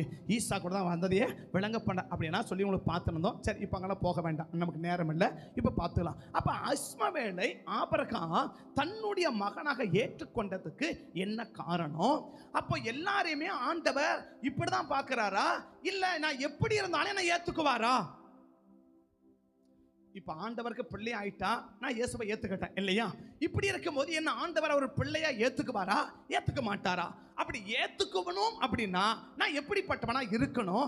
அப்படி இந்த இஸ்மவேல் இருந்தானா அப்படின்னு இதை இயேசுவோடு ஒப்பிட்டு பார்த்து இயேசுடைய வாழ்க்கையில காணப்பட்டதையும் இஸ்மவேலுடைய வாழ்க்கையில காணப்பட்டதையும் சரியா இருக்குமானா, அப்ப இந்த சுபாவம் யாருக்குள்ள இருந்திருக்கு? இஸ்மவேலுக்குள்ளே இருந்திருக்கு, இஸ்மவேலுக்குள்ளே இருந்திருக்கு அப்படின்னு பார்க்கிறோம் இல்லையா? அப்ப ஆபிரகாம் தன்னுடைய மகன் அப்படின்னு சொல்லிட்டார். யாருடைய மகன்? அப்ப இஸ்மவேல் கேத்துராளுக்கு பிறந்த பிள்ளைகளை என் மகன்னு சொல்லல இல்லையா? அது பல பிள்ளைகள் இருக்குது, எத்தனையோ பேர் இருக்குது. ஆனா இத்தனை பிள்ளைகளையும் அவர் என்னுடைய பிள்ளைன்னு ஒரு இடத்துல கூட சொல்லவே இல்லை. ஆனா இஸ்மவேல் சொல்றது தன்னுடைய மகனை குறித்து, தன்னுடைய மகனை குறித்து. என் மகனை எப்படி சொல்லலாம், என் பையனை எப்படி சொல்லலாம், என் மகனை எப்படி சொல்லலாம் அப்படின்னு சொல்லி சாராளுக்கு மேல கோபப்படக்கூடிய அளவுக்கு ஆபிரகாம் இந்த இஸ்மவேலை என்னமா ஏற்றுக்கொண்டிருக்கிறான்? தன்னுடைய பிள்ளையாக ஏற்றுக்கொண்டிருக்கிறான், தன் பிள்ளையாக ஏற்றுக்கொண்டிருக்கிறான். அப்போ ஆண்டவர் அவருடைய பிள்ளையாக நம்மளை என்ன செய்யணும்? ஏற்றுக்கொண்டா. அது இப்படி சொல்றேன், நம்மளை ஏற்றுக்கொள்ள வேண்டியவர்கள் நம்மளை ஏற்றுக்கொண்டா நம்ம சத்தத்தை நிச்சயமாய் கர்த்தர் கேட்பார். ஏற்றுக்கொள்ள வேண்டியவர்கள் நம்மை ஏற்றுக்கொண்டால், ஏற்றுக்கொள்ள கூடாத 1000 பேர் நம்மளை ஏற்றுக்கொள்வதை பார்க்கிலும் ஏற்றுக்கொள்ளக்கூடிய நபர் நம்ம ஏற்றுக்கொண்டா நம் சத்தம் தேவ சமூகத்தில் தொனிக்கும், நம் சத்தத்துக்கு பதில் கிடைக்கும் என்பதை இந்த முதல் காரியத்திலே நீங்கள் விளங்கிக் கொள்ளுங்கள். ஆமென். யார் ஏற்றுக்கொள்ளணும்? இஸ்மவேலை ஆகார் ஏற்றுக்கொண்டதான ஒரு பிரச்சனையும் இல்லை, இல்லையா? ஏதாவது கிடைக்குமா? இஸ்மவேலை ஆகார் தாம் பிள்ளையா ஏற்றுக்கொண்ட ஏதாவது கிடைக்குமா? கிடைக்கும். ஊர்ல இருக்கிற எத்தனையோ பேர் இருக்கிறாங்க, சரிப்பா அவரை விட்டா பரவாயில்ல, நான் என்ன செய்யறேன், உன்னை பிள்ளையா நான் ஏத்துக்கிறேன் அப்படின்னு சொல்லி ஊர் உலகத்தில் இருக்கிற 1000 பேர் இஸ்மவேலை ஏற்றுக்கொண்டிருந்தாலும் கர்த்தர் ஒரு நாள் அவன் சத்தத்தை கேட்டிருக்க மாட்டா.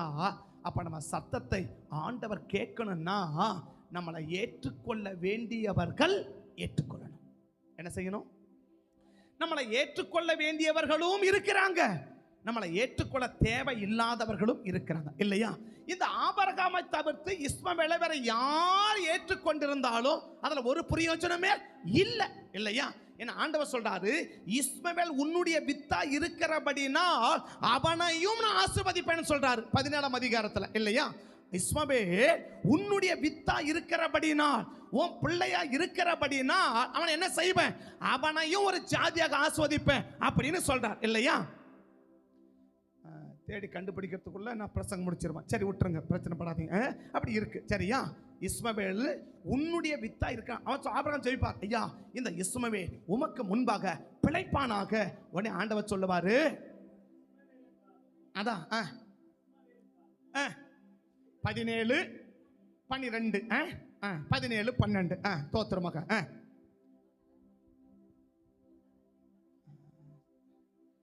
சரி தோத்திரம் விட்டுருங்க. நீங்கள் தேடி படித்து நீங்கள் முடிக்கிறதுக்குள்ள நான் அடுத்த பசங்க போயிடும். போட்டுருங்க, சரி அது பிரச்சனை, சண்டை போடாதீங்க, விட்டுருங்க. இப்போ என்ன சொல்றாரு, இஸ்மவேல் உன்னுடைய வித்தா இருக்கிறபடினா அவனை என்ன செய்வேன், அவனை ஆசீர்வதிச்சு அவனை பெரிய ஜாதியாக்குவேன்னு சொல்லிட்டார், இல்லையா? அப்ப இஸ்மவேலை யாரா இருக்கிறதுனால, ஆபிரகாமுக்கு பிள்ளையா இருக்கிறதுனால, இல்லையா? ஆபிரகாமுக்கு பிறந்ததுனால இல்ல, ஆபிரகாம் ஏற்றுக்கொண்டதனால அந்த இஸ்மவேலை தேவன் என்ன செய்ய விரும்புறா, ஆசீர்வதிக்க விரும்புறா. அவன் சத்தத்தை தேவன் கேட்க விரும்புறா. இன்னைக்கு உன்னுடைய சத்தமும் என்னுடைய சத்தமும் தேவ சமூகத்தில் போய் எட்டி தேவ சமூகத்தை பதிலை கொண்டு வரணும்னா நம்மளை ஏற்றுக்கொள்ள வேண்டியவர்கள் நம்மளை ஏற்றுக்கொள்ளணும். ஏற்றுக்கொள்ள அவசியம் இல்லாத, ஏற்றுக்கொள்ள தேவையில்லாத 1000 நபர்களை ஏற்றுக்கொள்வதை பார்க்கிறோம். நம்மளை பிள்ளைகளாக, மகனாக, மகளாக ஏற்றுக்கொள்ள வேண்டிய ஒரே ஒரு நபர் நம்ம ஏற்றுக்கொள்வாரானால் நம் ஜெபத்துக்கு பதில் கிடைக்கும். நீ சின்ன சத்தம் போட்டா கூட அந்த சின்ன சத்தம் பெரிய ஆசீர்வாதத்தை கொண்டு வந்து சேர்க்கும் என்பதில் எந்த ஒரு தயக்கமும் இல்லை, எந்த ஒரு தடையும் இல்லை. ஆமென். அப்ப ஆபிரகாம் ஏற்றுக்கொண்டதனால அப்படி சத்தத்தை ஆண்டவர் கேட்டான். சரி, இப்ப இந்த ஆபிரகாமை போலதான் ஆண்டவர் இருப்பாரா? ஏன்னா ஆபிரகாம் மனுஷன், இல்லையா? அவர் எப்படி வேணாலும் இருக்கலாம். ஆனா ஆண்டவர் அப்படியெல்லாம் என்ன செய்ய மாட்டாரு, இருக்க மாட்டார். நாங்க தான் அவரை ஏத்துக்கிட்டு இருக்கிறோமே, நாங்க தான் அவரை ஏத்துக்கிட்டு இருக்கிறோமே, நாங்க சர்ச்சுக்கு போறோமே, நாங்க ஸ்தோத்திரம் பண்றோமே, நாங்க சர்ச்சில் தான் இருக்கிறோம். அப்ப எங்க ஜெபத்தை ஆண்டவர் கேட்க மாட்டாரா, எங்க சத்தத்தை ஆண்டவர் கேட்க மாட்டாரா? அதெல்லாம் சும்மாங்க அப்படின்னு ஒரு கேள்வி உங்களுக்கு வரணும். அப்படி வந்துச்சுன்னா இப்ப ஆண்டவரை கேட்கலாம், ஐயா உங்க பிள்ளைகளை நீங்க உங்களை ஏத்துக்கிட்ட எல்லாரையும் நீங்க ஏத்துக்கிறீங்களா அப்படின்னு கேட்டா, யோவான் 10ஆம் அதிகாரம் 4வது வசனத்துக்கு வந்தீங்கன்னா, யோவான் எழுதின சுவிசேஷம் 10ஆம் அதிகாரம் 4வது வசனத்துக்கு வந்தீங்கன்னா, அவன் தன்னுடைய ஆடுகளை வெளியே விட்ட பின்பு, அது முடிக்கிற வசனம் படிக்கிறியம்மா, வாசலை காக்கிறவன் அவனுக்கு திறக்கிறான், செவி கொடுக்கிறது. அவன் கொஞ்சம் நிறுத்தி, அவன் தன்னுடைய ஆடுகளை, அப்ப மந்த ஒண்ணுதான், சபை ஒண்ணுதான். இந்த சபையில வாசப்பட நிக்கிறாரு, கேட் ஓபன் பண்ணியாச்சு, வாசப்பட நின்று அந்த மேய்ப்ப தன்னுடைய ஆடுகளை பெயர் சொல்லி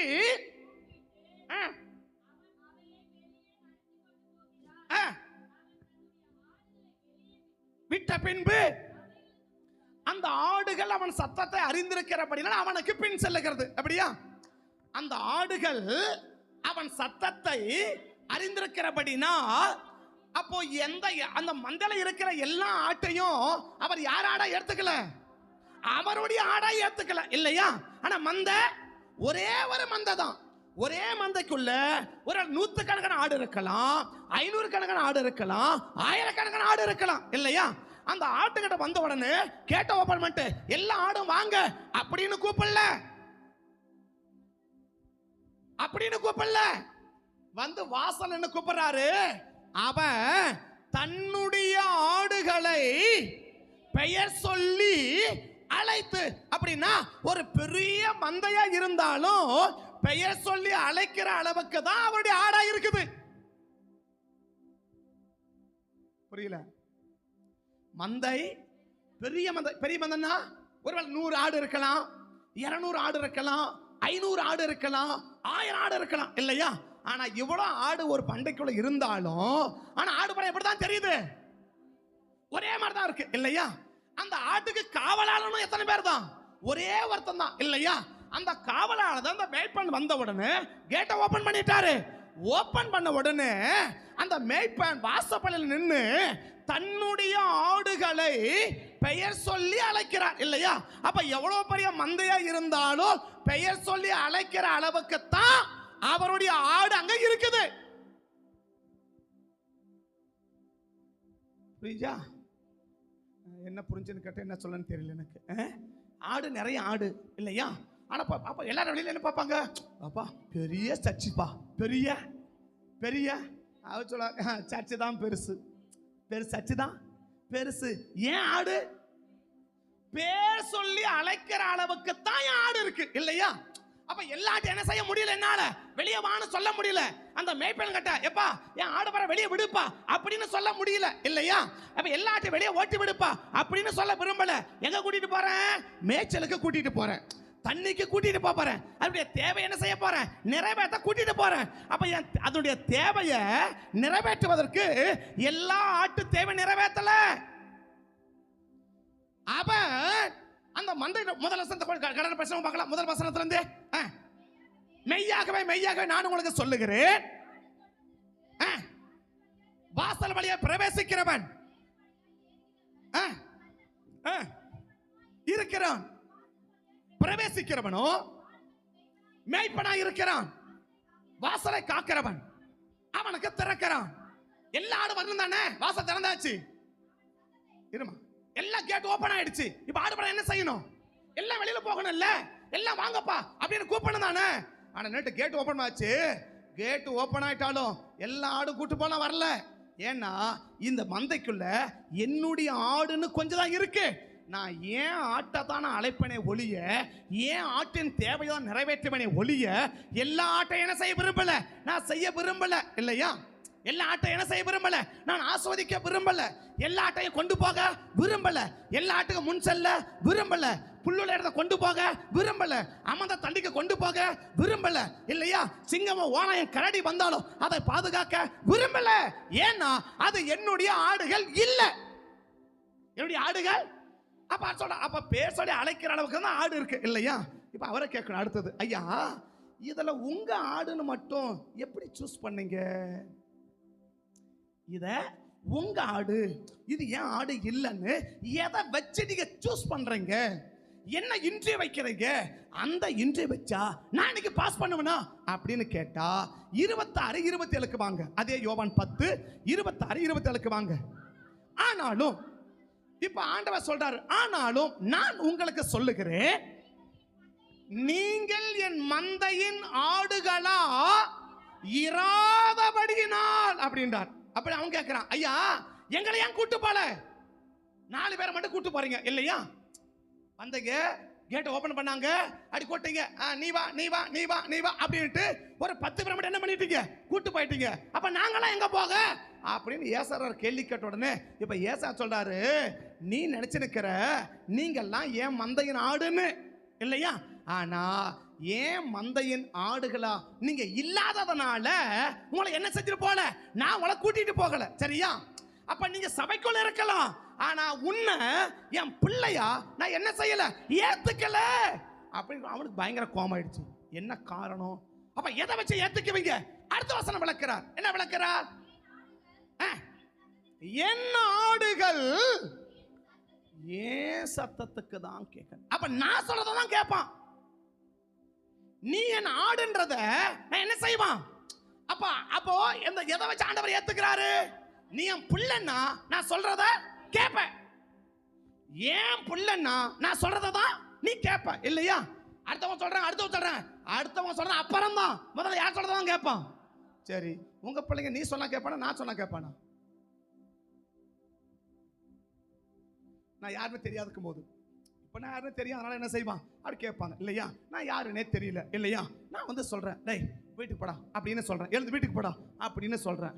நீங்க சொல்றீங்க, டேய் அமைதியா உட்கார்றான்றீங்க. யார் சொல்றதா கேட்பான்? சரி, அப்போ இன்னைக்கு நான் சொல்றேன், இன்னைக்கு நம்ம ஆண்டவர் சொல்றதான் கேட்கிறோமா? எதை வச்சு ஏத்துக்கிறாராம்? சர்ச்சைக்கு வந்ததை வச்சு இல்லை, கையை தட்டினதை வச்சு இல்லை, பிரசங்கம் பண்றதை வச்சு இல்லை. எதை வச்சு? என் ஆடு ஏன் சத்தத்துக்கு, அவ்வளவுதான். அப்ப எதை வச்சு நான் செலக்ட் பண்றேன்னா, இவன் ஏன் ஆடா, ஏன் ஆடு இல்லையா, இவனை பிள்ளையா ஏத்துக்கிறதா இல்லையான்னு எதை வச்சு நான் ஏத்துக்கிறேன் அப்படின்னா, ஏன் சொல்றதுக்கு நான் சொல்றத அவன் கேட்டு அவன் அப்படியே செஞ்சான்னா அவன் என் பிள்ளை. என் பிள்ளைன்னா நான் சொல்றதான் செய்வான். ஏன் பிள்ளைன்னா நான் சொல்றது தான் போவான். ஏன் பிள்ளைன்னா நான் சொல்ற மாதிரி தான் செய்வான் இல்லையா? என் பிள்ளைன்னா என்ன மாதிரி தான் இருப்பான். இன்னும் ஒரு மாதிரி சொன்ன சொல்லலாம், என் பிள்ளைன்னா என்ன மாதிரி தான் இருப்பான் இல்லையா? அப்ப ஏன் பிள்ளைன்னா என்ன மாதிரி இருப்பான்டா. அப்போ ஆபிரகாம் கேட்கலாம், சரி ஆபிரகாம் உங்க பிள்ளையா? ஆமா. எப்படி சொல்றீங்க? நான் என்ன சொன்னனோ அதான் அப்படியே செய்வான் இல்லையா? பிதா எனக்கு என்ன சொன்னாரோ அதான் நான் அப்படியே செய்யறேன். நான் என்ன சொன்னாலும் அது ஆபிரகாம் அப்படியே செய்வான் இல்லையா? இப்ப ஆபிரகாம் என்ன சொன்னாலும் இஸ்மவேல் அப்படியே செஞ்சா அவன் ஆபிரகாமின் பிள்ளை இல்லையா? பின்னாடி எதான புரியுதுங்களா? வியாகுல மாத மாதிரி உட்காந்துக்கிறீங்களே, ஏதாவது புரியுதுங்களா? பின்னாடி புரியணும். புரிஞ்சாலும் எல்லாம் ஒன்றும் பண்ண முடியாது. அப்ப தெரிஞ்சு என்னென்ன அப்படின்னா, இப்போ ஆண்டவர் எதை வச்சு ஏத்துக்கிறாரு? சபைக்கு வந்ததை வச்சு ஏத்துக்கல, எந்த சத்தத்தை நீ கேட்கிறத வச்சுதான் தேவன் ஏத்துக்கிறார். எந்த சத்தத்தை? அப்ப நிறைய சத்தம் காதுக்கு வரும் இல்லையா? நிறைய சத்தம் நம்ம காதுக்கு வரும் இல்லையா? எபிருக்கு வீட்டுல இருந்து ஒரு சத்தம் வந்துச்சு, ஏய் சும்மா இவ்வளவு நேரம் ஆண்டவர் தொந்தரவு பண்ணுவேன், பாப்பா போலாம் அப்படின்னு வந்துச்சு இல்லையா? எவ்வளவு நேரம் ஆண்டவரை தொந்தரவு பண்ணுவேன், பாப்பா போலாம் அப்படின்னு வந்துச்சு. ஒரு பக்கம் எப்பா இருப்பா அப்படின்னு வந்துச்சு இல்லையா? அவன் பார்த்தான், இந்த சத்தத்தை விட இந்த சத்தம் தான் எனக்கு முக்கியம்னு சொன்னான் இல்லையா? அதனால தான் செத்து போன மகளை உயிரோடு எழுப்பிட்டான் இல்லையா? இன்னைக்கு ஏன் உயிரோடு இருக்கிற சாவடிச்சு உட்காந்துக்கிறேன்னா, இந்த சத்தத்தை கேட்கல, இந்த சத்தத்தை கேட்டுக்கிறோம். அவன் கேட்க வேண்டிய சத்தத்தை கேட்டான், அதனால செத்து போனவளை உயிரோடு எழுப்பிட்டான்.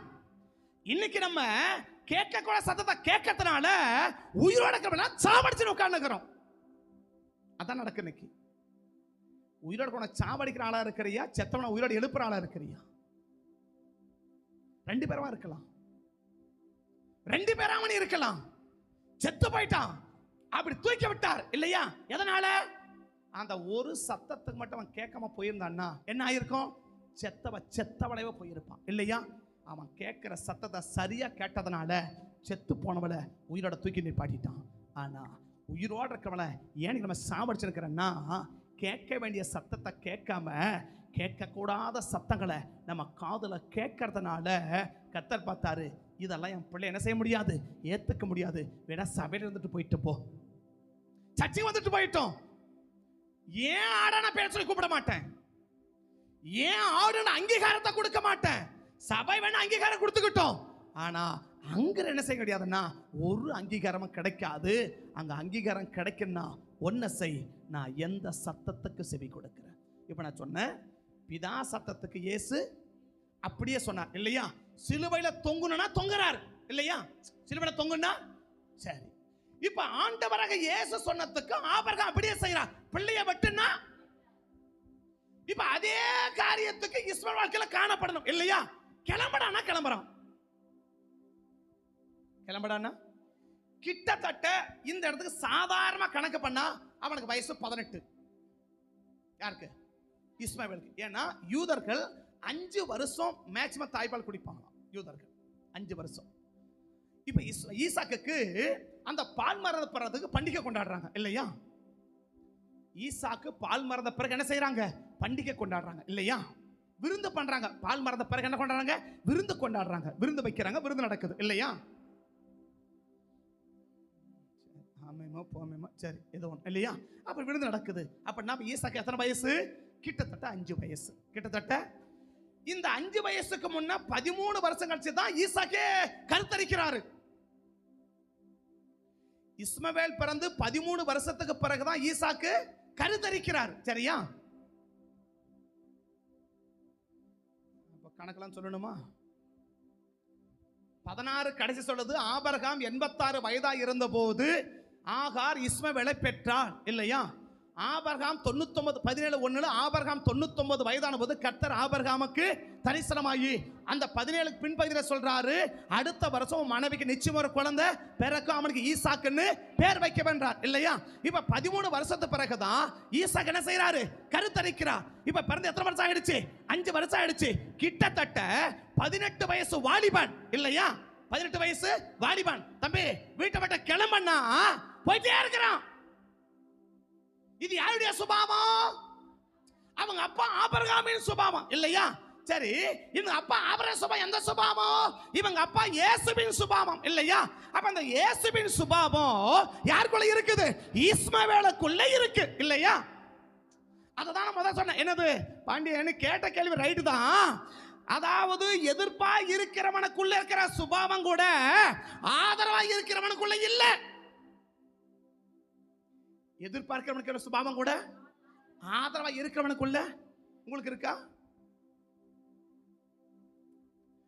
இயேசுவை எதிர்க்கிறவனுக்கு இருக்கிற சுபாவம் கூட இயேசுவை ஏற்றுக்கொள்ள நமக்குள்ள இல்லைன்றத நம்ம உறுதியா சொல்ல முடியும் இல்லையா? அது நமக்கே தெரியும், நம்ம மனசாட்சியே நமக்கு சொல்லும் இல்லையா? என்னது சும்மா கத்த சத்தத்தை கேட்க மாட்டாருங்க. கத்த சத்த சும்மா கேட்க மாட்டாருங்க, காரணத்தோட தாங்க கத்த சத்தத்தை கேட்கிறான். ஏன் கேட்கிறான்?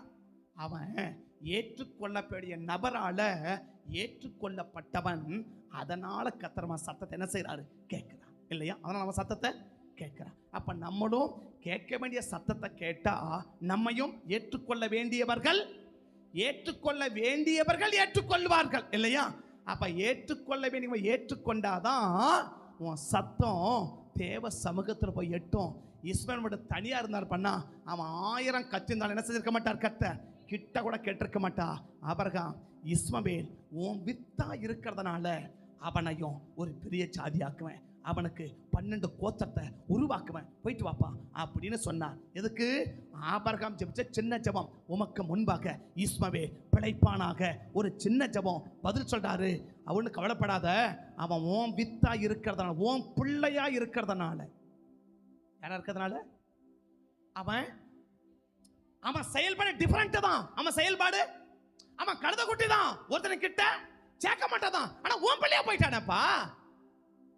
பாண்டு என்ன சொல்றாரு ஆபிரகாம் கிட்ட? ஆபிரகாம் இஸ்மவேலுடைய சுபாவம் டோட்டல் டிஃபரெண்ட் தான் இல்லையா? கொஞ்சம் கூட மாட வாங்க. இஸ்மவேலுடைய சுபாவம் டோட்டல் டிஃபரெண்ட் தான் இல்லையா?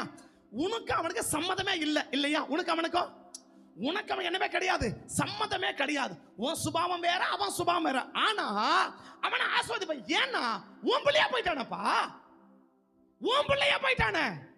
ஊருக்கு நிறைய பேர் சொல்லுவாங்க இல்லையா, நான் உங்க முகத்தை பார்த்து உன் பையனை விட்டேன், உங்க முகத்தை பார்த்து உங்க பிள்ளைய விட்டேன், சரியா? இல்லைன்னா உங்க பிள்ளைய மட்டும் இல்லைன்னா அங்க நடக்கிறதே வேறையா இருந்திருக்கும்.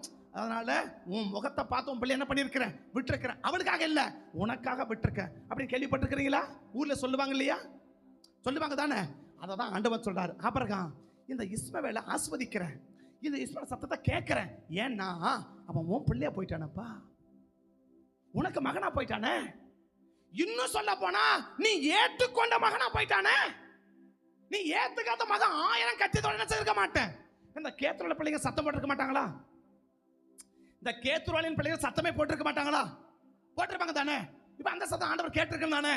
ஏன்னா அவனை ஏற்றுக்கொள்ள வேண்டிய நபர் ஏற்றுக்கொள்ளல, அதனால அந்த சத்தத்தை ஆண்டவர் கேட்கல. யார் சத்தத்தை கேட்டாருன்னா ஏற்றுக்கொள்ளப்பட வேண்டிய நபர்கள் நம்மளை ஏற்றுக்கொள்ளணும். மகனா மகளா நம்மளை ஏற்றுக்க வேண்டிய நபர்கள் எப்படி இருக்கணும், அப்படி ஏற்றுக்கணும். நம்மளை பார்த்த தோணும், என் மகமாரி என் மகமாரி அப்படின்ற அந்த ஏற்றுக்கொள்ள வேண்டியவர்கள் உன்னை ஏற்றுக்கொண்டா சின்ன சத்தம் போட்டா கூட உன் சத்தம் பரலோகத்தை தட்டும். நீ சின்ன சத்தம் போட்டா கூட உன் சத்தம் பரலோகத்தை தட்டும். ஆனா ஏற்றுக்கொள்ளப்பட வேண்டிய நபர்கள் உன்னை ஏத்துக்காம நீ 1000 மைக்க வச்சு கத்தினாலும் ஒரு சத்தமும் மேலே போய் எட்டாதுங்க. ஒரு சத்தம் மேலே பட்டாதுங்க. நான் மைக்க வச்சு கத்துறதுனால மேலே போகாதுங்க. என்னை ஏற்றுக்கொள்ள வேண்டியவர்கள் என்னை ஏற்றுக்கொள்ளணுங்க. நம்மளை ஏற்றுக்கொள்ள வேண்டியவர்கள் என்ன செய்யணும்? ஏற்றுக்கொள்ளணும். அப்ப ஏற்றுக்கொள்ள வேண்டியவர்கள் ஏற்றுக்கொண்டா நம்ம சத்தத்தை பரலோகம் கேட்கும். ஆமென். சரி, நம்பர் 2, தகப்பனால் நேசிக்கப்பட்டவன் இந்த இஸ்மவேல். தகப்பனால் நேசிக்கப்பட்டவன் இந்த இஸ்மவேல். அதே வசந்த வாசிக்கலாம். 10:11 ஆதியாகமம் 21:10-11. இந்த அடிமை பெண்ணையும் அவள் மகனையும் புறம்பே தள்ளும். இந்த அடிமை பெண்ணின் மகன் இருப்பது இல்லை என்றால்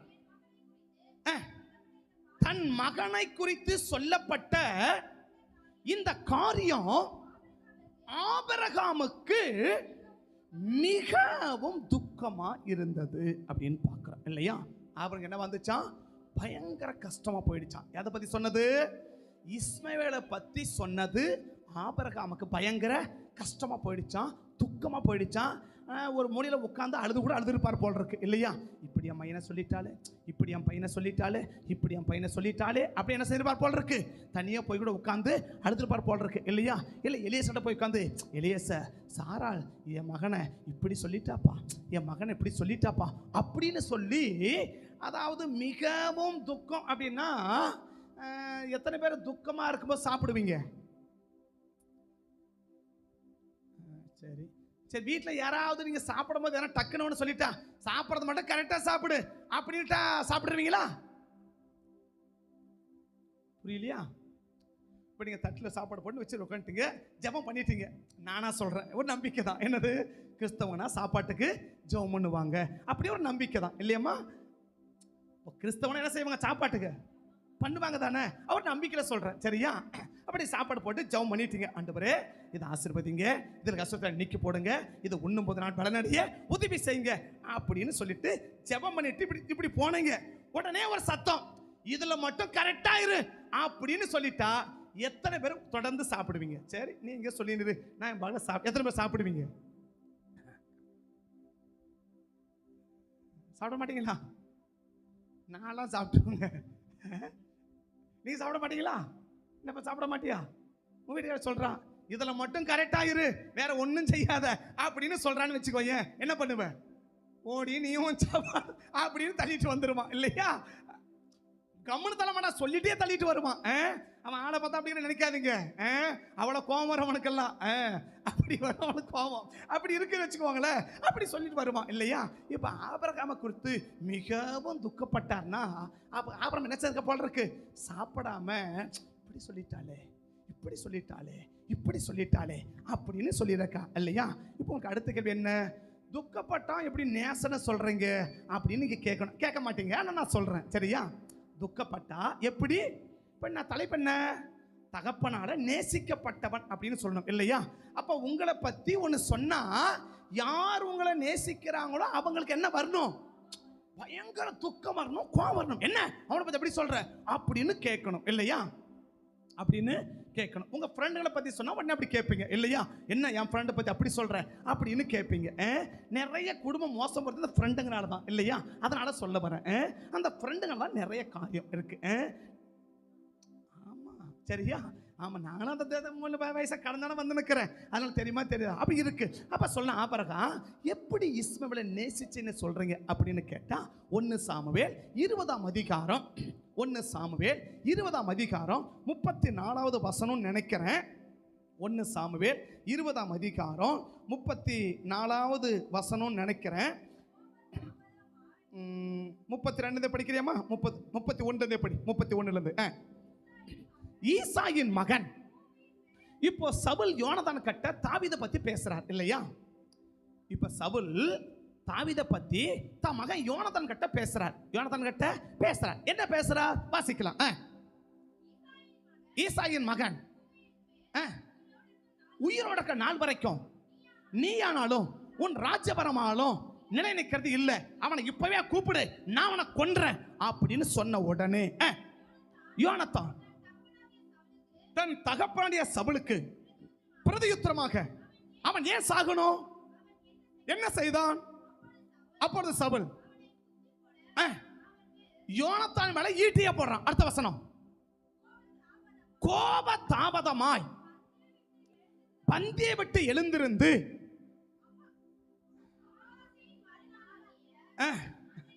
அன்றைய தினம்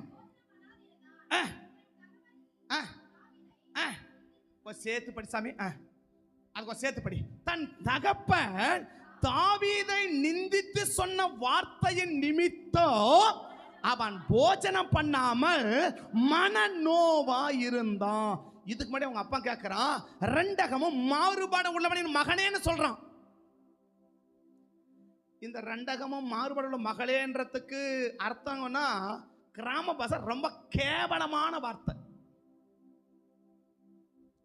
அது என்னன்னு கேட்காதீங்க, அது பேசி காட்ட மாட்டேன். அது சொல்றேன், கிராமத்துல ரொம்ப ஒர்ஸ்டான வார்த்தை, ரொம்ப மோசமான வார்த்தை. என்ன வார்த்தை? ரெண்டு அகமும் மாறுபாடு உள்ளவளின் மகனே அப்படின்றான் இல்லையா? அம்மாவை ரொம்ப கொச்சப்படுத்தி பேசுறான், அது அவனுக்கு கஷ்டமா இல்லையா? தாவீதை நிந்தித்து சொன்ன வார்த்தை அவனுக்கு மனநோவா இருந்து. எப்படிப்பட்ட மனநோவு? சாப்பாடே வேணா போயா அப்படின்னு சாப்பாடை தள்ளி விட்டுட்டு எழுந்து போய் சாப்பிடாம துக்கப்பட்டு கொண்டிருக்கிற அளவுக்கு மனநோவு இல்லையா?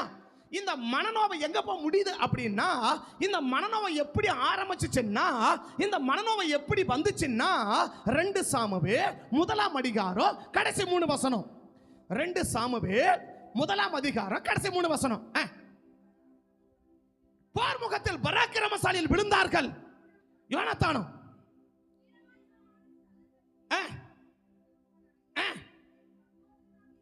யோனத்தானே, உனக்காக நான் வியாகுலப்படுகிறேன், நீ எனக்கு வெகு இன்பமானவன், உன் சிநேகம் ஆச்சரியமா இருந்துச்சு, ஸ்திரீகளுடைய சிநேகத்தை பார்க்கிலும் உன் சிநேகம் அதிகம் இல்லையா? அப்ப அந்த மனநோவை யாருக்காக வரும்? யாரை சிநேகிக்கிறானோ அவனுக்காக ஒரு மனநோவு வந்துச்சு இல்லையா? பின்னாடி ஏதாவது புரியுதுங்களா? கேட்கதான்னு கேட்கல, புரியுதான்னு கேட்டேன். புரியுது, சரி தோத்துறோம். இப்ப என்ன சொல்றாரு? இப்ப யோனத்தான் அவங்க அப்பா ஒரே ஒரு வார்த்தை சொன்னார். என்னன்னு? அவன் உயிரோட இருக்க கூடாது, அவன் சாகுண்டா அப்படின்னு சொன்னார். உன்னால கொல்ல முடியல, என்கிட்ட கூட, நான் அவனை கொல்றேன் அப்படின்னு சொன்ன உடனே இது இவருக்கு பயங்கர கஷ்டமா போச்சான். இவங்க அம்மாவை ரொம்ப ஒர்ஸ்டான வார்த்தையை திட்டுறது அவருக்கு அது கஷ்டமே இல்லையா? ஏங்க இவ்வளவு மனநோவாகுது, ஏங்க தாவீது மேல இவ்வளவு கஷ்டப்படுறீங்கன்னா, தாவீதை நான் பயங்கரமா சிநேகிக்கிறேன், தாவீதை நான் ரொம்ப சிநேகிக்கிறேன், தாவீதுடைய சின்பா, தாவீதுடைய சிநேகம் எனக்கு ஆச்சரியமானது, நானும் அவனும் பயங்கர நேசமா இருக்கிறதுனால அவனை ஒன்று சொல்லிட்டா எனக்கு பயங்கர கோபம் வந்துடும் இல்லையா? அவனை ஒன்று சொல்லிட்டா எனக்கு பயங்கரம். ஏன் கோபம் வந்துச்சு? நான் அந்த அளவுக்கு அவனை நேசிக்கிறேன், என் உயிரை விட அவனை மேலே நேசிக்கிறேன். எங்கள் அம்மாவை பற்றி பேசின கூட எனக்கு கவலை இல்லை, ஆனால் அவனை பற்றி ஒரு வார்த்தை சொன்னா பாரு, என்னால் என்ன செய்யவே முடியல, ஏற்றுக்கொள்ளவே முடியலன்னு சொல்லக்கூடிய அளவுக்கு ஒரு பயங்கர மனநோவு வருதுன்னா, இதே தான் ஆபிரகாம் சொல்றாரு. தன் மகனை குறித்து சொல்லப்பட்ட வார்த்தை ஆபிரகாமுக்கு துக்கமா இருந்துச்சான். அப்படின்னா இந்த இஸ்மவேல் ஆபிரகாமால என்ன செய்யப்பட்டிருக்கிறா? நேசிக்கப்பட்டிருக்கிறா. அப்ப ஏன் இரண்டாவது ஜெபம் கேட்டுச்சு? தகப்பனால் நேசிக்கப்பட்ட நபர். பிள்ளை அப்பாவை நேசிக்கிறது ஒரு பக்கம், ஆனா மறுபக்கம் சொல்றாரு. யோவான் 11ஆம் அதிகாரத்துல வாசிக்க வேணாம், சம்பவத்தை சொல்றேன். மார்த்தால மரியாதை ஆண்டவர் கூட சொல்லி அனுப்புறாங்க. என்னது? லாசரு வியாதி இருக்கிறான், வாங்க. அப்படி சொல்லல, நீ சிநேகிக்கிறவன் வியாதியா இருக்கிறான், அதால வந்து சுகமாக்கு. அப்ப அவருக்கு தெரியும். அப்புறம் சிநேகிக்கிற ஒரு ஆளுக்கு ஒரு பிரச்சனைனா என்ன செஞ்சிருவாரு? ஒட்டநாடியா போயிடுவாரு. அதான் ரெண்டு பேரும் சொல்லி அனுப்புறாங்க, நீ சிநேகிக்கிறவன் வியாதியா இருக்கிறான் என்று அவருக்கு சொல்லுங்கள். ஏன் அழுகி போன சரித்தை எழுப்புறாரு? நான் சிநேகிக்கிறவன், நான் சிநேகிக்கிறவன். அப்ப ஆபிரகாம் இஸ்மவேலை ரொம்ப நேசிச்சிருக்கிறான் இல்லையா? ஆபிரகாம் இஸ்மவேலை ரொம்ப நேசிச்சிருக்கிறான் இல்லையா? அப்ப தகப்பனுடைய நேசத்தை அவன் பெற்றதனால அவன் சத்தம் தேவ சமூகத்தில் துணிக்குது. இன்னைக்கு உன்னையும் என்னையும் நேசிக்க வேண்டியவர்கள் நேசிச்சா உன் சத்தம் மேல தொட்டும். நேசிக்க கூடாது 1000 நேசிச்சு பிரயோஜனம் இல்லப்பா. நேசிக்க அவசியம் இல்லாத 1000 நேசித்து பிரயோஜனம் இல்லை. நேசிக்க வேண்டிய ஒரே ஒரு நபர் உன்னை நேசிச்சுட்டான். தப்பா புரிஞ்சுக்காதீங்க. நம்ம நேசிக்க வேண்டியவர்கள் மட்டும் நம்ம நேசிச்சாங்கன்னா நம்ம சத்தம் இங்க மூச்சு விட்டா கூட பரலோகத்தை போய் தட்டும். இங்க ஒரு பட்ட கண்ணீர் கீழே விழுந்தா அது பரலோகத்தை தட்டும். நான் போடுற அத்தனை சத்தமும் பரலோகத்தை தட்டிக்கொண்டே இருக்கும். கேட்கிறா, கர்த்தர் பிள்ளையின் சத்தத்தை கேட்டான். ஏன் கேட்டா? அவன் தகப்பனா நேசிக்கப்படக்கூடிய நபர். தகப்பனா உன்னவன் யாரு? தகப்பனா ஏற்றுக்கொள்ளக்கூடிய நபர். நம்பர் 2 தகப்பனால் நேசிக்கப்படுகிற நபர். நம்பர் 3 தகப்பனை விட்டு பிரியாத நபர். தகப்பனை விட்டு பிரியாத நபர். 13வது வசனம் 12வது வசனத்தையும் 11 14 11 14 2 வசனம் வாசிக்கலாம். 10 வாசிரியமா? 10 சேர்த்து வாசி. நோக்கி இந்த அடிமை பெண்ணையும் அவள் மகனையும், இப்ப யார் யார சொல்றா?